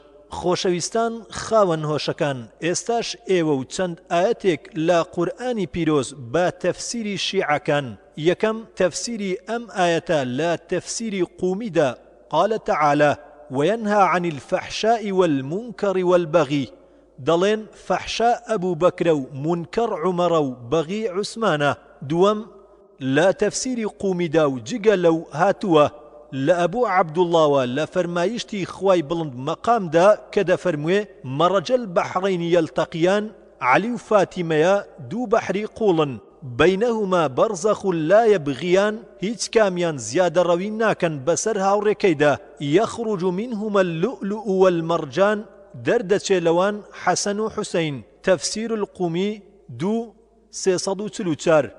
تەفسیر الفرات لاپەڕا 177 و ئیبن بابوویە الخصال 165. تەفسیر الصافی 509 البرهان. ئەگەر بەو شێوەیە بێ کە ئەوان دەیڵێن ئەوە دەبێت یەکێک لە پێشەوا عەلی و فاتیمە خان خراپ بن، کە ئەمەش نەلای سوننە و نەلای شیعە قبول نییە، چونکە هەردووچیان چاک و پاکن. لەبەر ئەوەی خوای گەورە لە ئاەتێکی تردا بەم جۆرە باسی ئەو دوو بەحرە دەکات و دەفەرموێت وهو الذي مرج البحرين هذا عذب فرات وهذا ملح أجاج وجعل بينهما برزخا وحجرا محجورا. واتا الله ئەو زاتەیە کە دوو بەحری گەیاندووە بەیەک، ئەمەیان شیرینە و ئەوەشیان تاڵە و لە نێوانیاندا لەمپەرێک و ڕێگریەکی داناوە و نایەڵێت تێکەڵ بەیەک بن. جا ئەگەر وابێ عەلی و فاتیمە بریتی بن لەم دوو دەریایە، ئەوە یەکێکیان شیرینە و ئەوی تریشیان تاڵە و لە نێوانیاندا ڕێگریەکی بەهێزەیە کە نایەڵێت تێکەڵ بەیەک بن. دەی چۆن حەسەن و حوسێن لەم دوو دەریای لە یەکجیا پەیدا بوون؟ سەیەم جارێکی تر وشەی بەعوضە مێشولە و ئەذوباب مێش بە عەلی مانە و تەفسیر دەکەن و لەیەکی دەدەنەوە وەک لە تەفسیری ئەم دوو ئایەتەدا هاتووە. ئایەتی یەکەم لە سوورەتی ئەلبەقەرە 26 و ئایەتی دووەم لە سوورەتی ئەلحەج 73دا بۆ دڵنیابوونت تەمەشای تەفسیری ئەلقومی 1-35 مرئەت الئەنوار ساد 150 بکە. نازانم جگە لە بێڕێزی و سوکایەتی کردن چ سوود و ڕێزێکی تێدایە کەوا پێشەوای باوەڕداران عەلی کوڕی ئەبوو تاڵیب بە حەشەرات و مێش و مەگەز لە یەک بدەیتەوە. ئەمەش لە ڕووی عەقڵ و عیلمەوە شتێکی نەفامانە و گەوجانەیە کەوا مرۆڤێکی بەڕێز بەم شێوەیە بە میکرۆبێکی زیان بەخش لە یەک بدەیتەوە بۆ زیاتر بەرچاوڕوونیت و ئاشنابوونت بە گەوجی و گەندەڵی ئەمانە دەتوانی تەماشای ئەو سەرچاوانە بکەیت کەوا لەم نامیلکێدا ئاماژەمان پێکردووە. چوارەم هاوڵان. سەرەتا ئایەتێک لە قورئانی گەورە و فەرمودەیەک لە فەرموودە پڕحیکمەتەکانی سەروەرمان موحەممەد صلی الله عليه وسلم دەهێنینەوە سەبارەت بە هاوڵان و دوجار بیر و ڕای ئەهلی سوننە و ئینجا بیر و باوەڕی شیعەکان بۆ ئەوەی بە ڕوونی و بە بەڵگەوە قسەکانمان بکەین نەک بە ڕەگەز پەرستی و کوێرانە.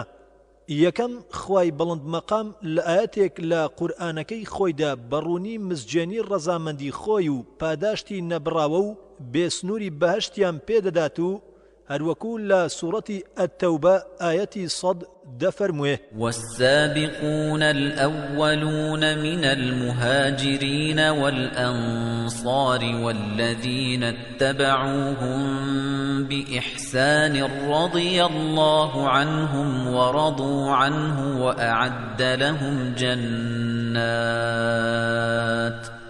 وأعد لهم جنات تجري تحتها الأنهار خالدين فيها أبدا ذلك الفوز العظيم.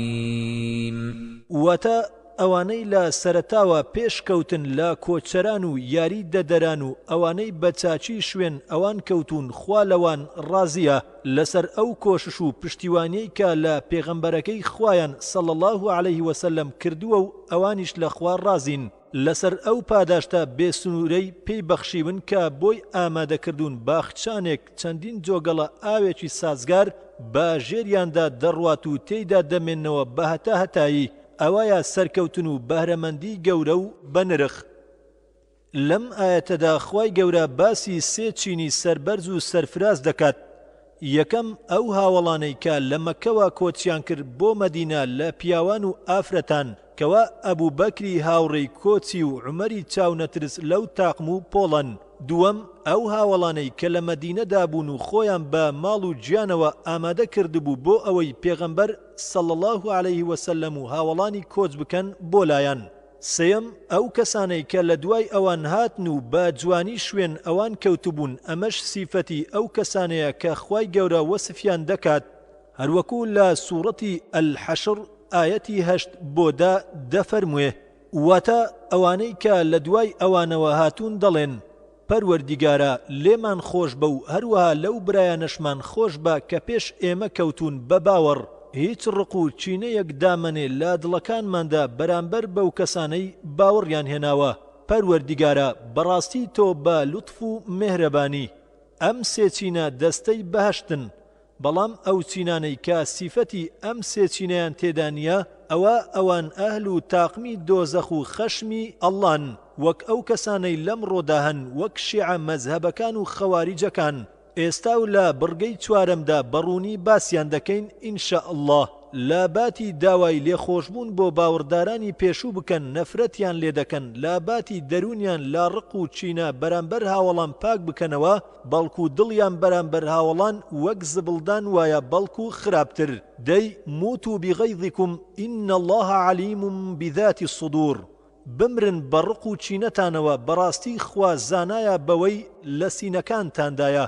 دوم عن أبي سعيد الخدري رضي الله عنه قال النبي صلى الله عليه وسلم لا تصبوا أصحابي فلو أن أحدكم أنفق مثل أحد ذهب ما بلغ مد أحدهم ولا نصفه اللؤلؤ والمرجان فيما اتفق عليه الشيخان البخاري ومسلم 1649 لأبو سعيد خدري وخوالي الرازي بيت دله پیغمبر صلى الله عليه وسلم فرمويتي جنيو ندن بهاوڵەکانم سوێن بێ ئەگەر هەر یەک لە ئێوە بە ئەندازەی چیای ئوحود زێر ببەخشێ ناگاتە یەک مشتی ئەوان بەڵکو ناگاتە نیو مشتیشیان.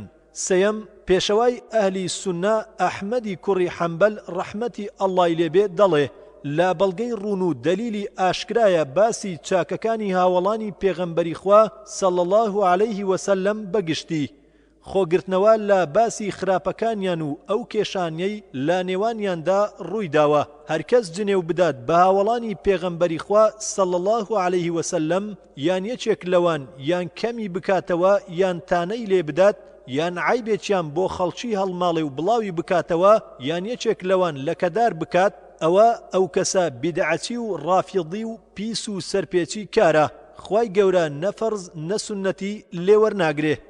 لە کتێبی ئەسسونە للئیمام ئەحمەد لاپەڕە 78 پێشەوە تەحاوی لە عەقیدەکەیدا عەقیدەی ئەهلی سوننە و جەماعات دەڵێت ئێمە هاوڵەکانی پێغەمبەری خوامان صلی الله عليه وسلم خۆش دەوێ زیادەڕەوی ناکەین لە خۆشەویستی هیچ کامێک لەوان خۆمان بە دوور ناگرین و بێوەری ناکەین لە هیچ کامێک لەوان ڕقمانە لەو کەسەی ڕقی لەوانە و بەبێ چاکە باسییان دەکات ئێمە باسییان ناکەین تەنها بە چاکە نەبێ خۆشەویستی ئەوان ئاینە باوەڕە چاکەیە ڕقبوونەوە لەیان بێباوەڕیە دوو ڕوویە سەرکەشیە شرح العقيدة الطحاوية لاپەڕە 467 چوارەم ئەمەش بیر و باوەڕی شیعەی 12 ئیمام دەربارەی هاوڵان گوڵەینی لە ئەبوو جەحفەرەوە دەجێڕێتەوە و دەڵێ ئەو وتویەتی هەموو خەڵکی لە دوای پێغەمبەر صلی الله عليه وسلم دەستەی پاشگەز بوانن واتە مرتد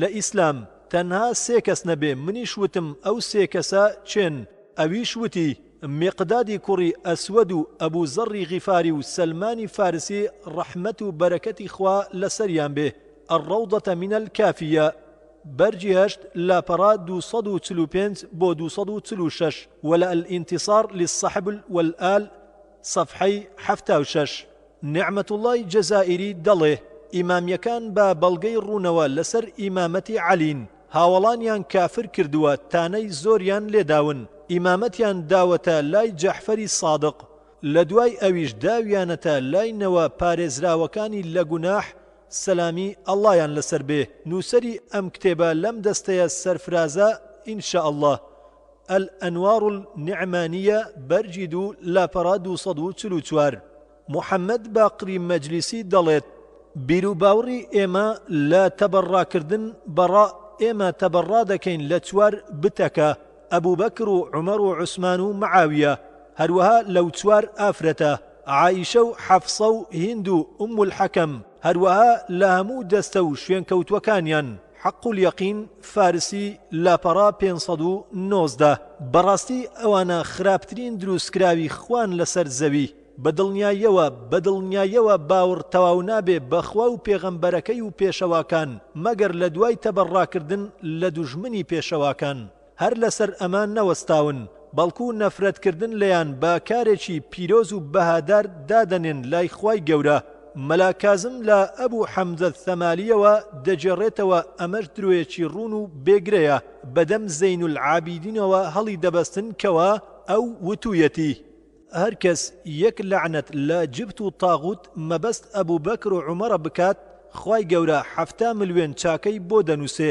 7 ملیۆن خراپەی لەسەر لا دەبات 7 ملیۆن پلا بەرزی دەکاتەوە جا هەر کەسیش ئێوارەی کردەوە تەنها یەک نەفرەتیان لێ بکات هەمان پاداشتی بۆ دەنووسرێ قال فمضى مولانا علي بن الحسين فدخلت علي مولانا أبي جعفر محمد الباقر دڵێ گەورەمان علی کوڕی حوسین ڕۆیشتون نەما منیش چوومە لای گەورەمان ئەبوو جەحفەر محەممەدی باقر وتم فەرمودەیەک بیستومە لە باوکتەوە وتی ئادەی ئەی سەماڵە جا منیش حەدیسەکەم بۆ باس کرد فقال نعم یا مثالی ئەویش وتی بەڵێ ئەی سەماڵە پێت خۆشە بۆت زیادکەم وتم بۆنا ئەی گەورەم ئەویش وتی هەر کەس یەک نەفرەت لەو دوانە بکات لە هەموو بەیان یەکدا لەو ڕۆژەدا هیچ گوناهی لەسەر نانووسرێ هەتا ئێوارە دەکاتەوە هەر کەسیش ئێوارەی کردەوە یەک نەفرەتیان لێ بکات ئەوە هیچ گوناهێکی لەسەر نانووسرێت هەتا بەیانی دەکاتەوە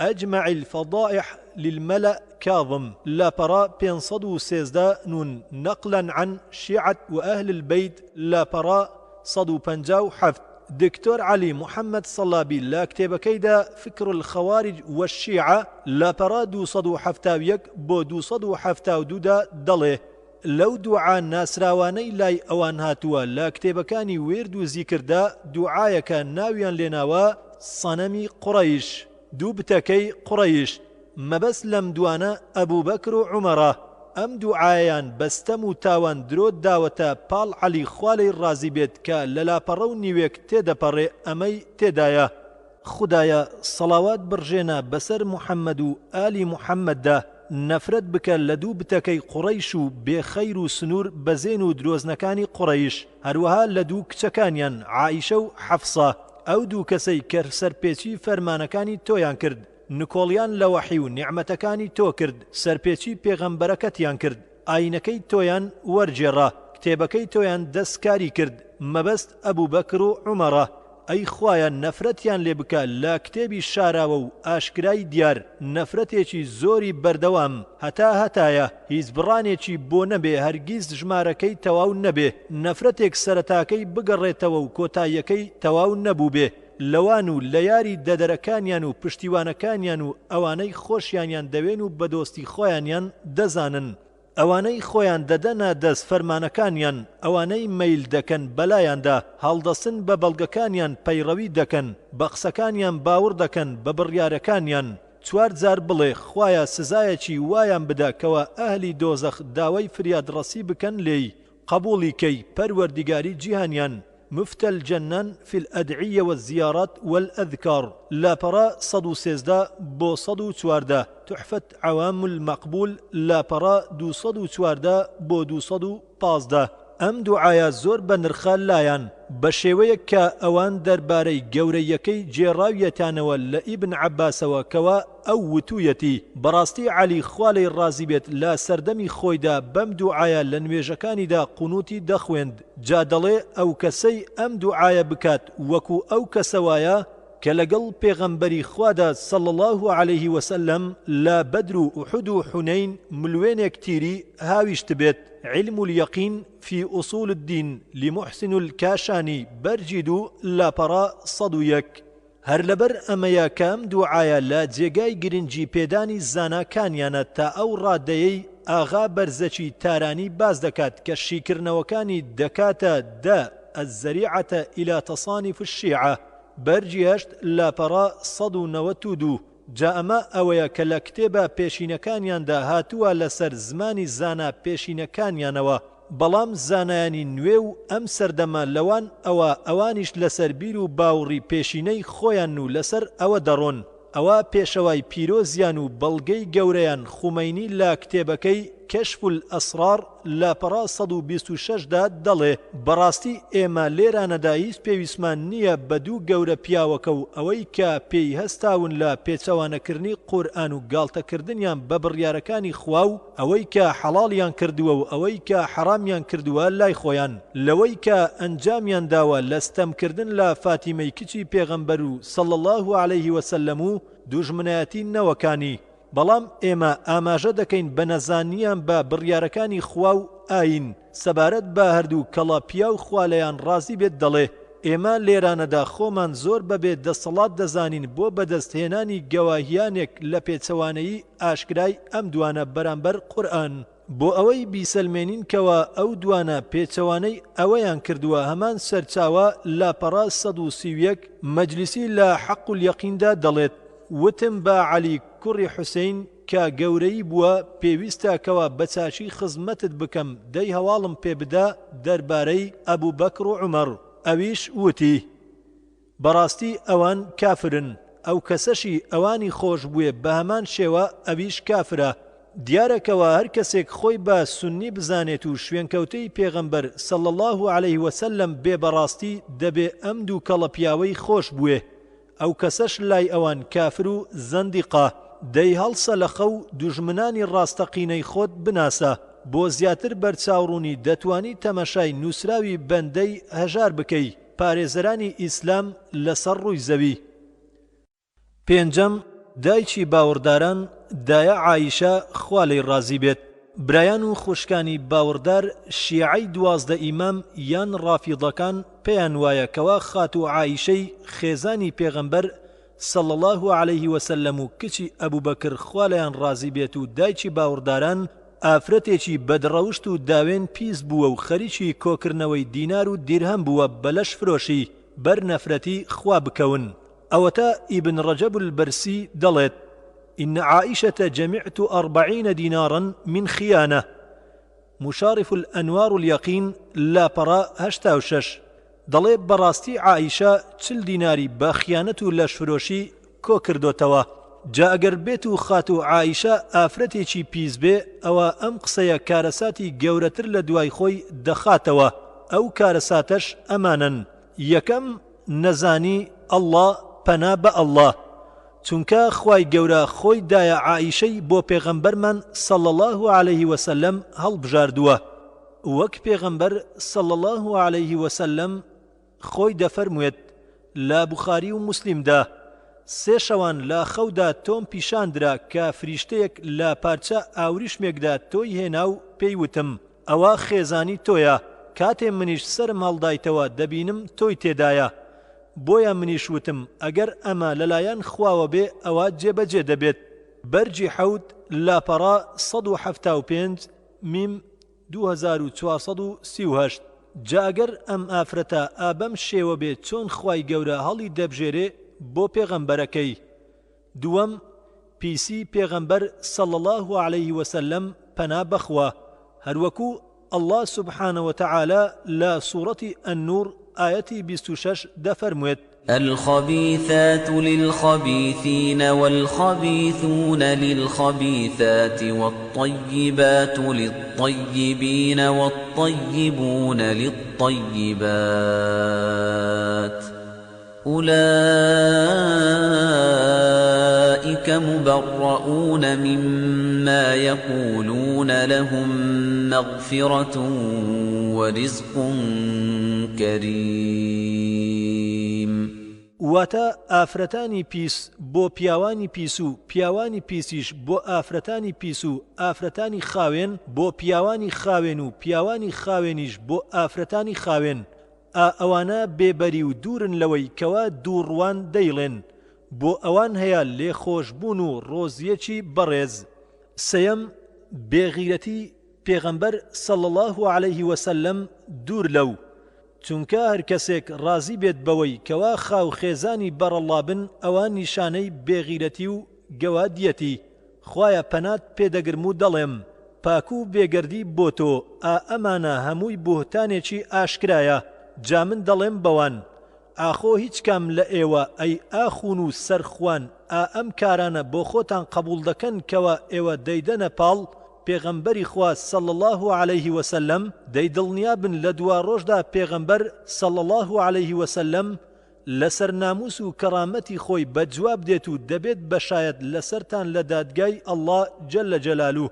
هەروەکو الله سبحانه وتعالى لا سورة النساء آية 41 بو 42 دفرموه: فكيف إذا جئنا من كل أمة بشهيد وجئنا بك على هؤلاء شهيدا يومئذ يود الذين كفروا وعصوا الرسول لو تسوى بهم الأرض ولا يكتمون الله حديثا. واتا ئەبێت چۆن بێت حاڵی خەڵک لەو ڕۆژەدا کە هەموو گەلێک لاگەڵ شایەدەکەیدا دەهێنن بۆ دادگا و ئەو کاتە تۆش دەهێنین ئەی محەممەد صلى الله عليه وسلم کە شاید بیت لەسەر ئەم گەلە. لەو ڕۆژەدا ئەو کەسانەی کە کافرن و سەرپێچی پێغەمبەریان کردووە ئاوات و خۆزگە دەخوازن کە لەگەڵ خاکدا یەکسان بوونایە و ئەوان لەو ڕۆژەدا ناتوان هیچ قسە و گفتێک لەخوا بشارنەوە. هەر کەسێک سیفەتی بێغیرەتی بداتە پاڵ پێغەمبەری خوا صلی الله عليه وسلم دەبێ بەبێ دواخستن و لێپرسینی مێشتی بکەی بەتوتی و دەماغی لەگەڵ خاکدا تێکەڵکەی هەروەکو ئەم کەڵەپیا و نەجیب زادەیە دەجێڕنەوە لە محەممەدی کوڕی زەیدی برای کوڕی حەسەنی کوڕی زەیدەوە کە پیاوێک لە عێراقەوە هات بۆ لای و لایدا بە خراپی باسی عایشەی دەکرد بۆیە ئەویش بەبێ یەک و دوو هەستایەوە لێی و دەستی دایە بۆ ڕیەکی ئاسنین و کێشای بە کاکۆڵکی سەریدا و کوشتی لەو کاتەدا کەسێک پێیوت ئەوە لە شیعە و دەستەی خۆمان و نەوەی باو باپیرانە ئەویش لە وەڵامدا وتی ئەوە باپیرمی مەبەستی پێغەمبەرە صلی الله عليه وسلم بەبێ غیرەت داناوە و ناو بردووە هەرکەس باپیرم بەبێ غیرەت ناو ببات شایستەی کوشتنە بۆیە کوشتی الصارم المەسلول لئیبن تەیمیە بەرجی 1 لاپەڕا 568 بەڵێ بەڕاستی هەرکەس بچووکترین بێئەدەبی بکات بەرامبەر پێغەمبەری خوا صلی الله عليه وسلم شایستەی کوشتنە نەک دەست لە ملکردن و نان و پڵاو خواردن لەگەڵی بەداخەوە ئەمڕۆ نەوەکانی دایە عایشە و دایە حەفسە و باقی دایکانی ئیمانداران پێشبڕچێ دەکەن لە نزیک بوونەوە لە ئەم کەسە ناپاک و نەفرەتیانە ئاخۆ چۆن ناترسن لە سزای ئەڵڵا جا پێتان دەڵێم ئەی ئەو کەسانەی خاوەن هۆش و عاقڵن خۆتان ڕزگارکەن و بە شوێن ئەو کەسە ناپاک و خراپانە مەکەون تا کار لە کار نەترازاوە چونکە دوایی پەشیمانی سوودت پێنادات خراپتر لەمانە ئەوەیە کەوا زانای نەزان و نەفام محەممەد الباقر کە مەجلیسی لە کتێبی حەق و یەقیندا دەجێڕێتەوە و دەڵێت هەر کاتێک کە مەهدی خۆیان هات و ئاشکرا بوو عایشەی دایکی باوەڕداران زیندوو دەکاتەوە و حەدی زینای لێ دەردەکات و بەردبارانی دەکات ئەم نەفرەتیە ئیمام مەهدی خۆیانی پێ لە پێغەمبەری خوا صلی الله عليه وسلم باشتر و عەدالەتترە پەنا بە ئەڵڵا جاتخوا لەمە گەوستر و نەفامتر و کافرتر هەیە بەڵێ ئەو کەسەی کەوا باوەڕ بە قسەی ئەمانە بکات و دەست لە ملیان بکات و بە موسڵمان و برای خۆیانی بزانێ ئەوە ئەو کەسە لەو خراپتر و گەوجترە شەشەم ئەلتەقیە لای شیعە پێناسەی ئەلتەقیە لای شیعەی ڕافیضی شێخی ناوداریان شێخ موفید دەڵێت تەوقیە بریتیە لە شارنەوەی حەق و شارنەوە و داپۆشین و بیر و باوەڕ تێیدا و شارنەوەی پێچەوانان و وازێنان لە خۆپێشاندان پێیان لەبەر بەدواداهاتنی زیانی دینی و دنیایی تەصحیح الاعتقاد لاپەڕا 115 یوسفی بەحرانی دەڵێت کە یەکێکە لە گەورە زانایانی سەدەی 12 هەمیان مەبەست بە تەوقیە ئاشکراکردن و دەربڕینی هاودەنجیە لەگەڵ ئەو کەسانەی کەوا ناکۆکن لەگەڵمان و ئاینداری بەوەی کەوا ئەوان دەیکەن لەبەر ترس ئەلکەشکول بەرجی 1 لاپەڕا 202 خومەینی دەڵێت تەوقیە واتاکەی ئەوەیە کە کەسێک قسەیەک بکات پێچەوانەی واقع بێت یان کردەوەیەک ئەنجام بدات کە پێچەوانەی تەبیعەتی شەریعەت بێت ئەمەش پارێزەرە بۆ خوێن و ناموس و ماڵی کەشف الئەسرار لاپەڕا 147 ئەمەی کە باسمان کرد پێناسەی سێ گەورە عالمی شیعەی ڕافیضی بوو بۆ تەوقیە ئێستاش ئێوە و بۆچوونەکانیان دەربارەی تەوقیە داخۆ بزانین تەوقیە چپ لەو مەکانەتێکی هەیە لای شیعەکان ئەلف گوڵەینی و جگە لەو دەجێڕنەوە لە جەحفەری سادیقەوە کەوتوویەتی تەوقیە لە ئاینی من و ئاینی باو باپیرانی منە ئیمانی نییە ئەو کەسەی تەوقیەی نەبێت ئوسول الكافی بەرجی 2 لاپەڕا 219 بە حەبیبی کوڕی بەشیر لە ئەبوو عەبدوڵڵاوە دەجێڕێتەوە کە وتوویەتی نەخێر سوێند بە ئەڵڵا لەسەر زەویدا شتێک نییە بەقەدەر تەوقیە لام خۆشەویستتر بێت ئەی حەبیب هەرکەس تەوقیەی هەبێت خوا بەرزی دەکاتەوە ئەی حەبیب هەرکەس تەوقیەی نەبێت خوا نەوی و نەزمی دەکاتەوە المحاسن للبەرقی لاپەڕا 257 جیم لە عەلی کوڕی محەممەدەوە لە پرسیارەکانی داودی سەرمیدا دەڵێت ئەی داود ئەگەر من بڵێم پێت بەڕاستی ئەو کەسەی واز لە تەوقیە دێنێت وەکو ئەو کەسەوایە کە واز لە نوێژ دێنێت ئەوە من ڕاستم وتووە الأصول الأصلية عبدالله شبر لاپەڕا 320 دال پرسیار لە محەممەد باقر کرا کێ تەواوترین و کاملترینی خەڵکە وتی ئەو کەسەیان کە زیاتر کار بە تەوقیە بکات و مافی براکانی جێبەجێ بکات. الئوسوڵ الئەسلیە لاپەڕا 324. زانیمان کەوا تەوقیە چپلە و پایەیەکی هەیە لای شیعەکان و بنەمایەکی سەرەکیە و کارێکە وازهێنان لێی وەک وازهێنانە لە نوێژ. بەڵام با بزانین بۆچی ئەوەندە گرنگی پێدراوە. لەبەر ئەوەی کەوا بڵێن ئیمام عەلی بۆیە بێدەنگ بووە لە سەنەوەی خلافەت لە ئەبوو بەکر و عومەر و عوسمان خوا لەیان ڕازی بێت، چونکە تەوقیەی هەبووە و تەوقیەی بەکارهێناوە یان بێدەنجی نواندووە لە ئاست ئەو هەموو ناڕەوایی و ستەمەی کراوە بەرامبەر ئالوبەیت بە قسەی خۆیان. ئەو تەنها واجبێک و فەرمانێکی ئاینی بەکارهێناوە کە ئەویش تەوقیەیە، یاخود شارنەوەی ئەو هەموو ئاەتەی قورئان یا موسحەف و پەراوی فاتمی لە هەموو ئەم کارانەیاندا تەوقیەیان بەکارهێناوە. ئێستا ئێوە وەڵامدانەوەی ئەم بۆچوونانە لەژێر ڕووناچی قورئان و فەرموودەدا. هەروەکو خوای بێهاوتا لە سوورەتی ئەلمائیدە ئاەتی 67 دەفەرموێ: يا أيها الرسول بلغ ما أنزل إليك من ربك وإن لم تفعل فما بلغت رسالته والله يعصمك من الناس إن الله لا يهدي القوم الكافرين. واتە ئەی پێغەمبەر ڕایگەیەنە ئەوەی هاتۆتەلات لەلایەن پەروەردیگارتەوە و ئەگەر تۆ ئەم کارە وەک خۆی نەکەی ئەوە تۆ پەیامەکەی پەروەردیگارت ڕانەگەیاندووە. هەم دیسان ئەڵڵا سوبحانە وتەعالە لە سوورەتی ئەلبەقەرە ئاەتی 159 دەفەرموێ: إن الذين يكتمون ما أنزلنا من البينات والهدى من بعد ما بيناه للناس في الكتاب أولئك يلعنهم الله ويلعنهم اللاعنون. واتە بەڕاستی ئەو کەسانەی کە دەیشارنەوە و ڕای ناگەێنن ئەوەی کە ئێمە ناردومانە لە نیشانەی ڕوون و ڕێنمایی لە دوای ئەوەی کە ئێمە ڕوونمان کردوتەوە بۆ خەڵکی لە کتێبدا ئەو کەسانە خوا و لەعنەتچیان لەعنەتیان لێ دەکەن.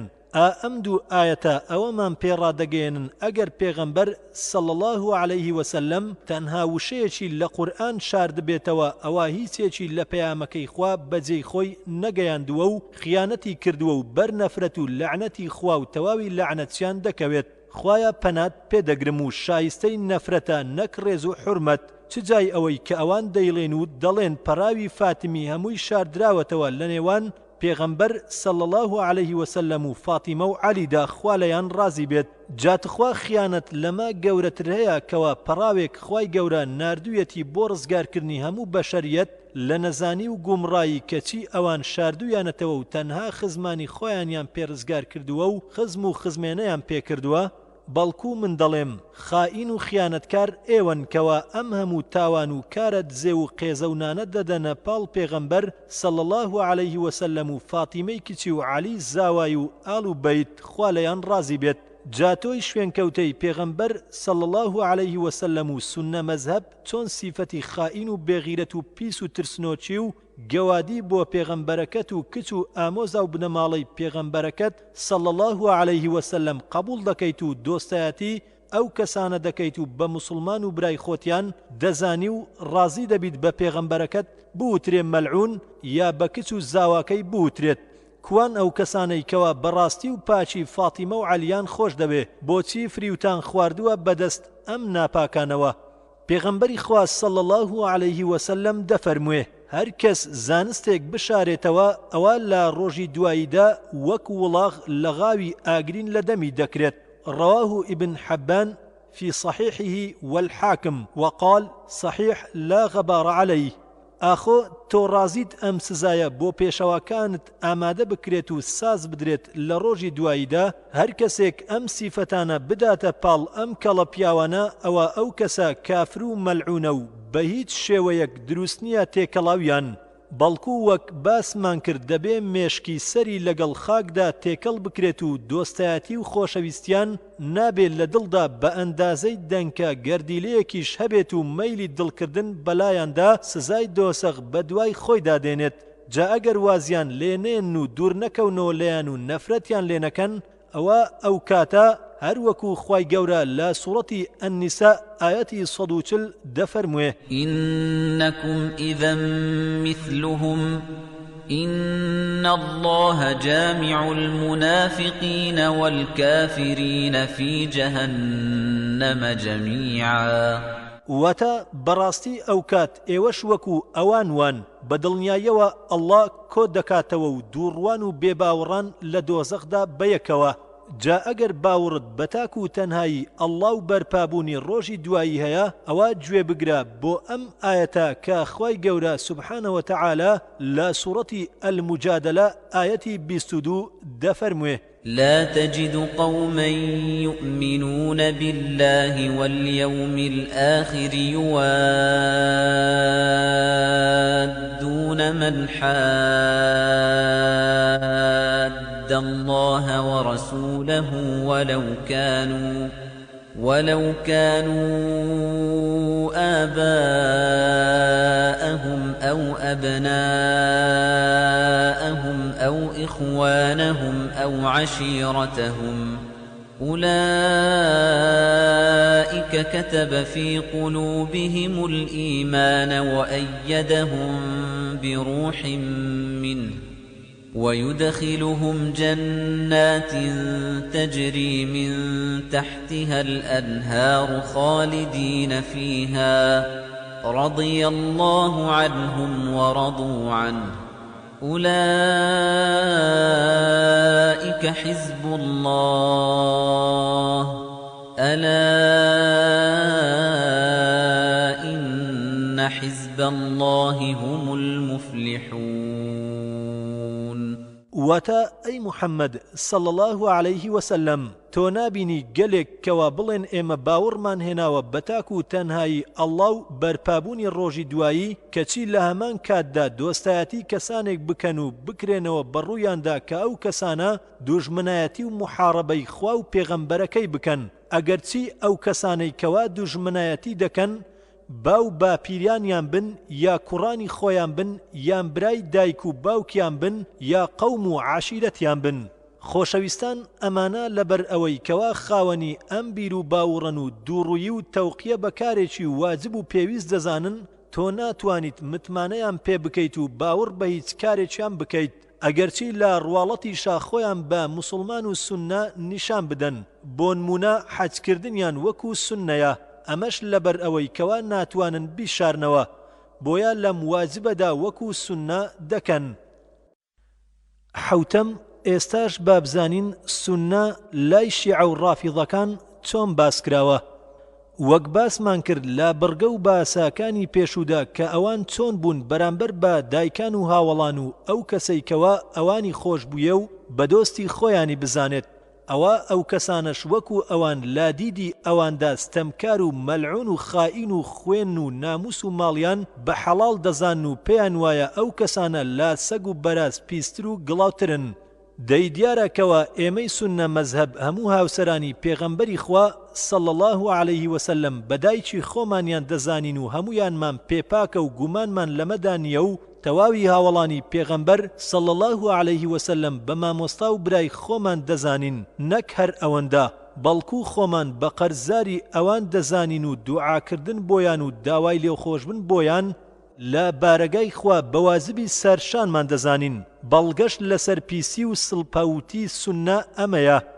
شێخ و زانایان محەممەدی کوڕی عەلی کوڕی حوسەینی قومی ناسراو بە سودوق لە کتێبی عقاب الأعمال لاپەڕە 252 بەیروت دادەگوێزێتەوە لە ئەبوو بەسیر و لە ئەبوو عەبدوڵڵاوە وتویەتی بەڕاستی نوح لە کەشتەکەیدا سەگ و بەرازی هەڵگرت بەڵام بیژی زۆڵی تێدا هەڵنەگرت و ناسب لە زۆڵ و بیژی پیسترە خوێنەری بەڕێز و گوێگری بەڕێز مەبەست لە ناسب ئەو کەسانن کە سونەن وەک شێخی ناوداریان شێخ حوسەینی کوڕی شێخ ئالعسفوری دەرازی بەحرانی لا کتێبەکەیدا المحاسن النفسانية في أجوبة المسائل الخراسانية لاپەڕە 147 دەڵێت هیچ قسەی تێدا نییە کە مەبەست لە ناسیبە ئەوانە ئەهلی سونەن کەچی بەداخەوە ئێمەی سونە مەزهەب پێمان وایە جیاوازی ئێمە و ئەوان تەنها لە چەند شتێکی سەرەتاییدایە وەک نەشۆردنی پێیان و مەسەحکردن و شۆردنی دەم و چاویان بە یەک دەست و دەستنەگرتنیان لەناو نوێژدا و دانانی بەرد لەژێر سەریاندا من وەک خۆم لەم بێ ئاگایەی خەڵکی سونە مەزهەب زۆرینەی مامۆستایان و وتار خوێنان و نووسەران و بانگخوازانی سونە بەکەم تەرخەم و قەرزار بە پلەی یەکەم بەرامبەر با پێغەمبەر صلی الله عليه وسلم و دایکانی ئیمانداران و هاوڵانی دەوری پێغەمبەر صلی الله عليه وسلم دەزانم با پلەی دووەم با قەرزاری گەلەکەیان دەزانم هەروەها خەڵکی سونەش با گشتی بەکەم تەرخەم دەزانم ئەگەرچی بەشێکی کەم لە زانایان و بانگخوازان هەر لە سەرەتای شەیدکردنی عوسمانەوە ڕەزای ئەڵڵای لەسەر بێت خەریکن و هەوڵ دەدەن تا ئەمڕۆژ هەر بەردەوامن بە دڵنیاییەوە تا ڕۆژی دوایش ئەم کاروانە هەر ڕێگای خۆی درێژە پێدەدات و دەڕوات ئەگەرچی تاریکی شەوی هەموو ڕێگاکان بکاتە یەک پارچە قوماشی ڕەشی دێز و هەوری ڕەشیش وەک عەمامەی ڕەش دەوری مانگ بدات و ڕێبوارانی ڕێگای گەیشتن بە پێغەمبەر صلی الله عليه وسلم لە ڕووناچەکەی بێبەش بکات ئەوە دڵنیابن شەو هەر چەندە درێژ بێت و هەوریش هەر چەندە ڕەش بێت ڕووناچی ڕۆژ و تیشکی خۆر لە هەموو کون و قوشبنێک دەریان دەپەڕێن و بەرەو خنکانیان دەبن هەروەکو الله سبحانه وتعالى لا سورة التوبة آية 32 فرمويتي يريدون أن يطفئوا نور الله بأفواههم ويأبى الله إلا أن يتم نوره ولو كره الكافرون نويم گەلی کورد خۆشەویستان و گەلی ئازیزم ئەی گەلی کوردی بەدینم ئەی گەلی بێکەس و جەستەپڕ لە برینم ئەی گەلی بەش بەشکرا و ئەینەوەکانی سەڵاح الدینی ئەیوبی ئێمە لە دیدی شیعەدا دوو جار خراپین جارێک کە کوردین و جارێکیش کە سوننەین شیعەکان پێیان وایە ئێمە مرۆڤ نین بەڵکو ئێمە لە بەرەی جنۆکەین و خوای گەورە لێمان تووڕە بووە و ئاشکرای کردوین بۆ خەڵک بۆیە شایستەی ئەوە نین کەوا بژین و لەسەر ڕووی زەوی بین چ جای حکومەت و حکومڕانی و سربەخۆیی هەروەکو لە ئەبوو ڕەبیعی شامیەوە دەڵێ پرسیارم لە ئەبوو عەبدوڵڵا کرد عەلەیهی السەلام و وتم لای ئێمە گەلێک هەن کە کوردن و ئەوان بەردەوام شتومەک دێنن بۆ کڕین و فرۆشتن و ئێمەش تێکەڵاویان دەبین و مامەڵەیان لەگەڵ دەکەین ئەویش وتی ئەی باوکی ڕەبیع تێکەڵیان مەبن چونکە بەڕاستی کورد بەرەیەک و تاقمێکن لە بەرە و تاقمی جنۆکە خوای گەورە پەردەی لەسەر لاداون و ئاشکرای کردوون دەی تێکەڵیان مەبن و نزیک مەکەونەوە لەیان سیاحەت فی ئوصول الکافی بەرجی یەک لاپەڕە 28 هەمان پرسیار لە ئیمام جەعفەری سادق کراوە و ئەویش هەمان وەڵامی ئەبوو عەبدوڵڵای داوەتەوە و تێکەڵاو بوون و مامەڵەی قەدەغە کردوون و وتویەتی دوورکەونەوە لەیان بە قسەی خۆیان هەروەکو چۆن زانای ڕۆحیان خومەینی کوردی بە کافر زانیوە و خوێن و ناموس و ماڵی کوردی بە حەڵاڵ زانیوە و لە کاتی سەردەمی دەسەڵاتی خۆیدا و دژایەتیکردنی بەرەکانی کورد فتوای کافربوونی بۆ دەرکردوون و سەر و ناموس و ماڵی بۆ شیعە و سەربازەکانی بەرەی شەڕ حەڵاڵ کردووە لەسەر فتوای ئەم ناپاکە چەندان زانا و ناوداری سوننەکرام بەدارە وەک مامۆستا و ئوستاد ئەحمەدی موفتیزادە و ناسری سوبحانی و محەممەدی ڕەبیعی و چەندان گەنجی تێکۆشەر بۆ دینی خوا و دیفاعکردن لە ناموسی پێغەمبەری خوا صلی الله عليه وسلم وەک نەجمەدین و سابیر و هاوشێوەکانی لە گۆشەی زیندانەکاندا لەژێر ئەشکەنجەدا شەهید کران و چەندان کچی کورد و سونە مەزهەب دەستدرێژی کرایە سەریان دوجار شەهید کران هەروەها ماڵ و سامانیان هەمووی داگیر کرا و تاڵان کرا ئەم نامردیانە هەتاوەکو ئێستاش بەرامبەر کورد و سونەکان بەردەوامە هەروەک لەم نزیکانەدا مامۆستا ئەحمەدی گەنج و مەولەوی خێر شا و چەندان زانایتر لە داردران و لە گۆشەی زیندانەکاندا شێت کران و فڕێدرانە ناو شێتخانەکانی هەمەدان بە هەمان شێوە زیندانەکانی عێراق بە سوننەکان پڕکراونەتەوە و هەموو جۆرە ڕافتارێکی ناڤرۆڤانەیان لەگەڵدا دەکرێت و مزگەوتەکانیان دەسووتێنرێن و تێک دەدرێن و زانەکانیان شەهید دەکرێن و ئافرەتەکانیان دەستدرێژی دەکرێتە سەریان و ماڵ و سامانیان تاڵان دەکرێت. ئەم کارە ناشیا و نامرۆڤانەیە لە زیندان و شەقام و کوچە و کۆڵانەکانی وڵاتی سووریاش بەدی دەکرێت. سەرەڕای ئەم هەموو کارە ناڕەسەنانە هێشتا وەکو بابای سونی ئەمانە بە دۆست و کەسی خۆی دەزانێت، بەڵکو ئەمانە لە ڕوێکەوە لە جوولەکە و گاور پیسترن، چونکە لە جوولەکەیان پرسی چاکترین کەس لای ئێوە چێیە؟ لە وەڵامدا وتیان هاوڵانی موسا عەلەیهی سەلام. هەمان پرسیاریش لە گاورەکان کرا و وترا چاکترین کەسی ئێوە چێیە؟ ئەوانیش لە وەڵامدا وتیان هاوڵانی عیسا عەلەیهی سەلام. بەڵام لە شیعەکانیان پرسی خراپترین کەس لای ئێوە چێیە؟ لە وەڵامدا وتیان هاوڵانی محەممەد صلى الله عليه وسلم. أوجه الشبه بين اليهود والشيعة الفظع الحياري لا برا بستدو هر لبر أم بوتونيا كوا إيمان نلا كردستاني عراق ونلا كردستاني ئێران و نەلا کوردستانی سووریادا بە هیچ شێوەیەک ڕێگا بەسەر بەخۆیمان و حکومەتی کوردی نادەن. تەنانەت لە پلەپۆستی حکومیدا نایاڵن کەسێکی کورد پشکی هەبێت. هەروەها شوێنە کوردنشینەکان کەمترین خزمەت گوزاریان هەیە و لە ڕووی خزمەت گوزاریەوە لە دواکەوتوترین قۆناغدان. جگە لە کرماشان چونکە ئەویش دەکەوێتە نێوان عێراق و ئێرانەوە، بۆیە ئەویش پشتی خزمەتگوزاری پێگەیشتووە و ئەگەر بێت و کەسێکیش پشکێکی لەدام و دەستگا حکومیەکاندا پێ بدرێت ئەوە هەرچەندە دڵسۆزیشیان بێ بەڵام ئەوان هەر متمانەی پێناکەن و تونترین چاودێری دەخرێتە سەر لەلایەن حکومەتەوە.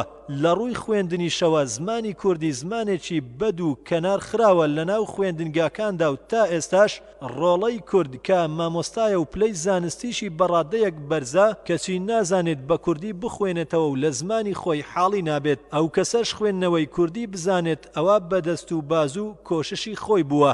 کەچی بەداخەوە زانایان و دەسەڵاتدارانی کورد ئەم ناپاک و نەگریسانە بە برا و پشتیوانی خۆیان دادەنێن و هەموو پرس و ڕاو ڕاگەیاندنێکیان بە بۆچوون و پلانی ئەوان دەبن بەڕێوە و لە ڕاگەیاندنەکانیاندا بانگێشە بۆ دابوو نەریتی ئەوان دەکەن و ماڵەکانمان بە قسەی خۆیان بەم نەگریس و ناپاکانە ئاوەدان دەکەنەوە. کەچی جارێکی تر بەداخەوە نازانن ئەوان نەوات زادە و وەجاغی جوولەکەن و ژەهری خۆیان دەڕێژن بە هەر جۆرێک بێت.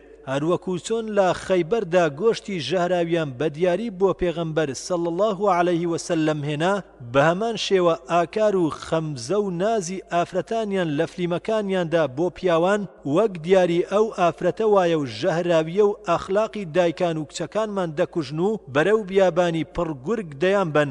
ژەهرێکی تر لەو ژەهرانە ئەوەیە کە تەنها ئەکتەرێکیان نییە بەناو عائیشە و حەفسەوە یا بەناو ئەبوبەکر و عومەر و عوسمانەوە، بەڵام کەسێک کەوە دەورێکی چاچی هەبێت دەبێ یان ناوی فاتیمە بێت یا زەهرا یا ئەمیر یان ئەمیر حافظ یان عەلی یا جەعفەر یا هەر یەکێک لە 12 ئیمامەکان یان حوسەین. بەڵکو حەسەنیشیان کەمە گەرهەش بێ دەورێکی چاچی پێنادەن و هەموو کات حوسەین براوەیە.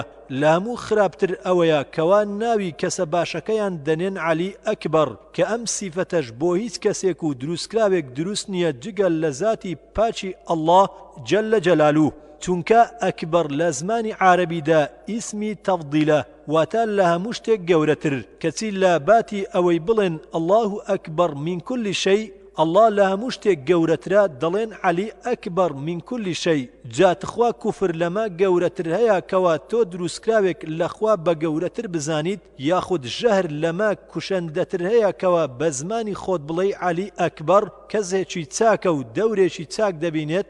جارێکی تر بەداخەوە کەوا ئەمڕۆ دەبینین بە پۆل شیعەکان لە جنوبەوە بەرەو کوردستان و پارێزگاکانی کوردستان کۆچ دەکەن و خۆیان لێرانە جێگیر دەکەن و ئەو شوێنانەی کەوا شوێنی حەوانەوە و ناوشارن بە پارەیەکی زۆر دەیکڕن.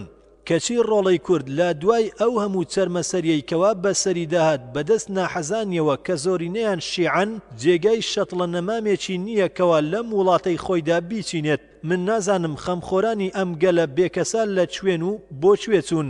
ڕۆڵەکانی کورد و ئاین پەروەران وەک دەبینن خەمخۆرەکانتان سەفەریان کردووە و ئاگەیان لە ئێوە نەماوە، بەڵام ئێوە خۆتان خەم لە خۆتان بخۆن و خاک و ئاوی وڵاتەکەی خۆتان و زەی با و باپیرانتان تاڵانفرۆش مەکەن و مەیدەن بە دوژمنانتان بۆ ئەوەی وڵاتەکەتان نەبێتە فەڵەستینی دووەم و ئەو کارەساتەی کەوا چەند ساڵە باڵی ڕەشی کێشاوە بەسەر ئەواندا ئێوەش نەگرێتەوە.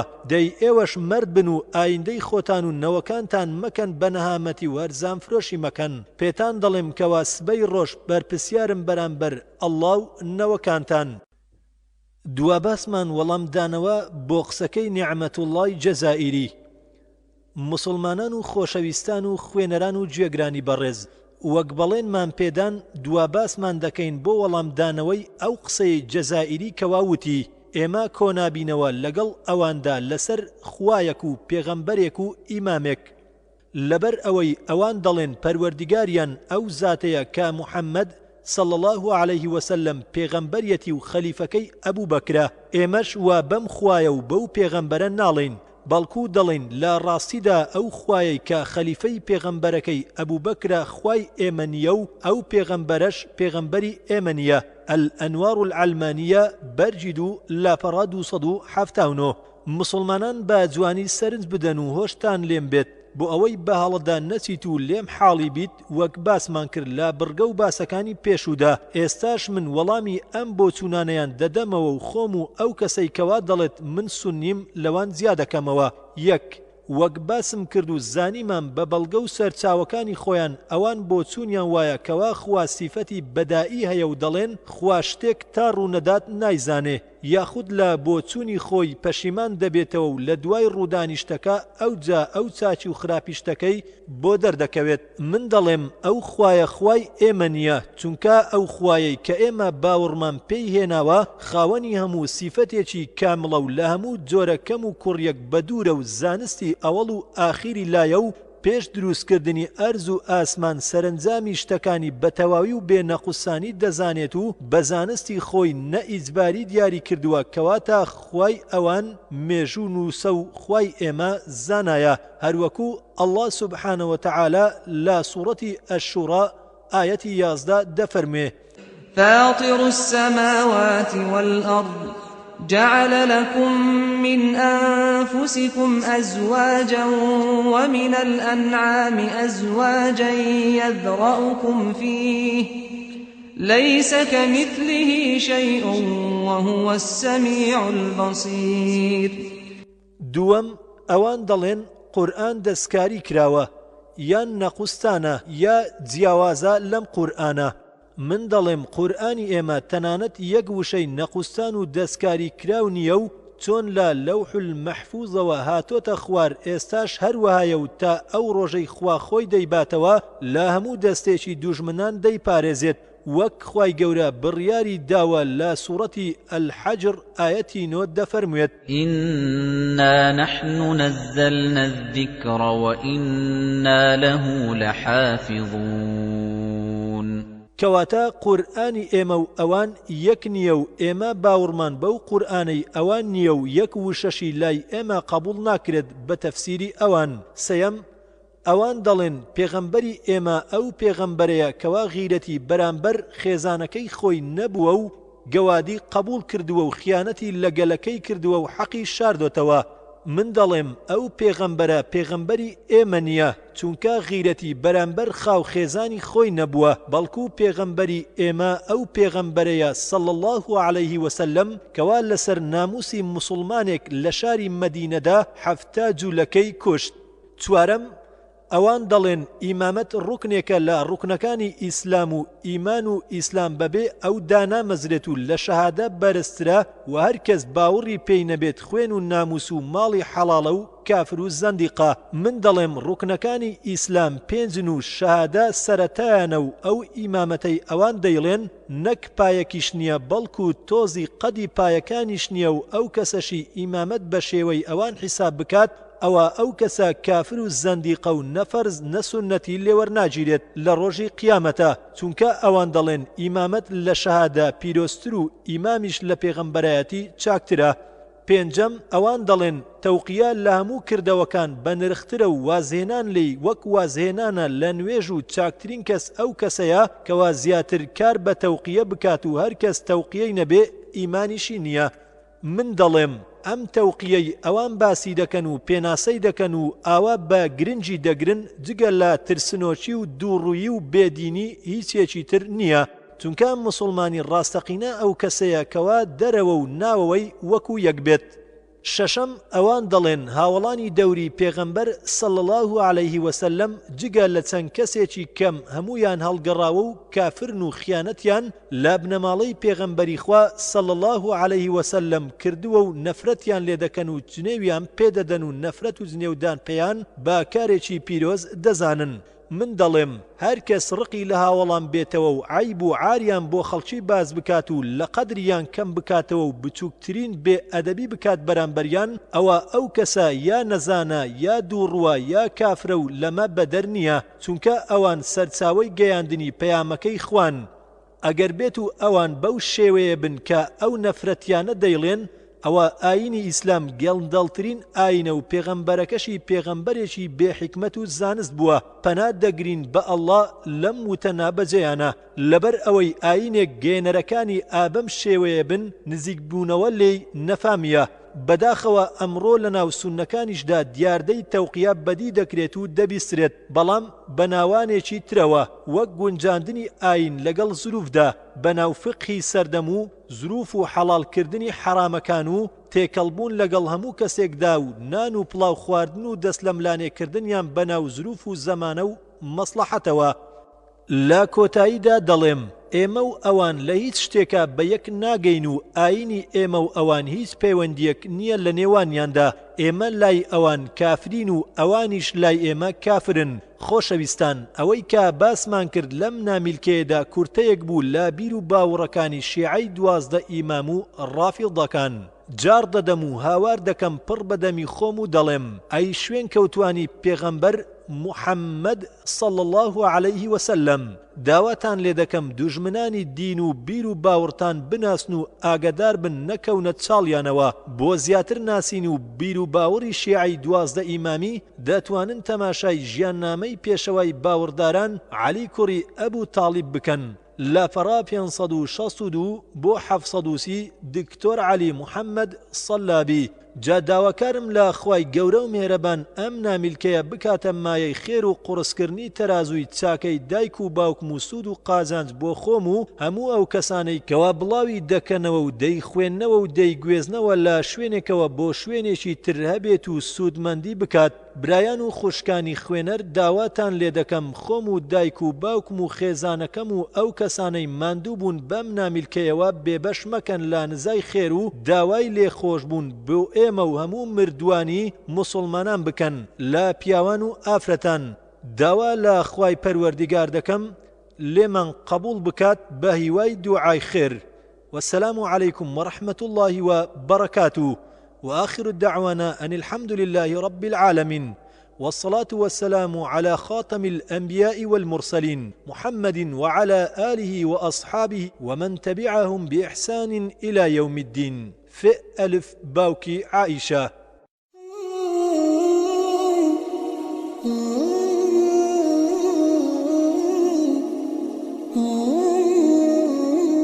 کتێبخانەی ڕۆشنایی دەنجی یەکەمین کتێبخانەی دەنجی ئاینی بە زمانی شیرینی کوردی. کتێبخانەی دەنجی ئاینی بە زمانی شیرینی کوردی. کتێبخانەی ڕۆشنایی دەنجی تیشکێک بۆ مێژوو، سەرنجێک بۆ ئەمڕۆ، ژیریەک بۆ داهاتوو. کتێبخانەی ڕۆشنایی دەنجی ڕۆشناییەک لە پەڕاوە ڕاستیەکان بەرەو دڵە شەکەت و ماندووەکان. ڕۆشنایی دەنجی زەنجێک بۆ بێداری، خۆراکێک بۆ مێشک. ڕۆشنایی دەنجی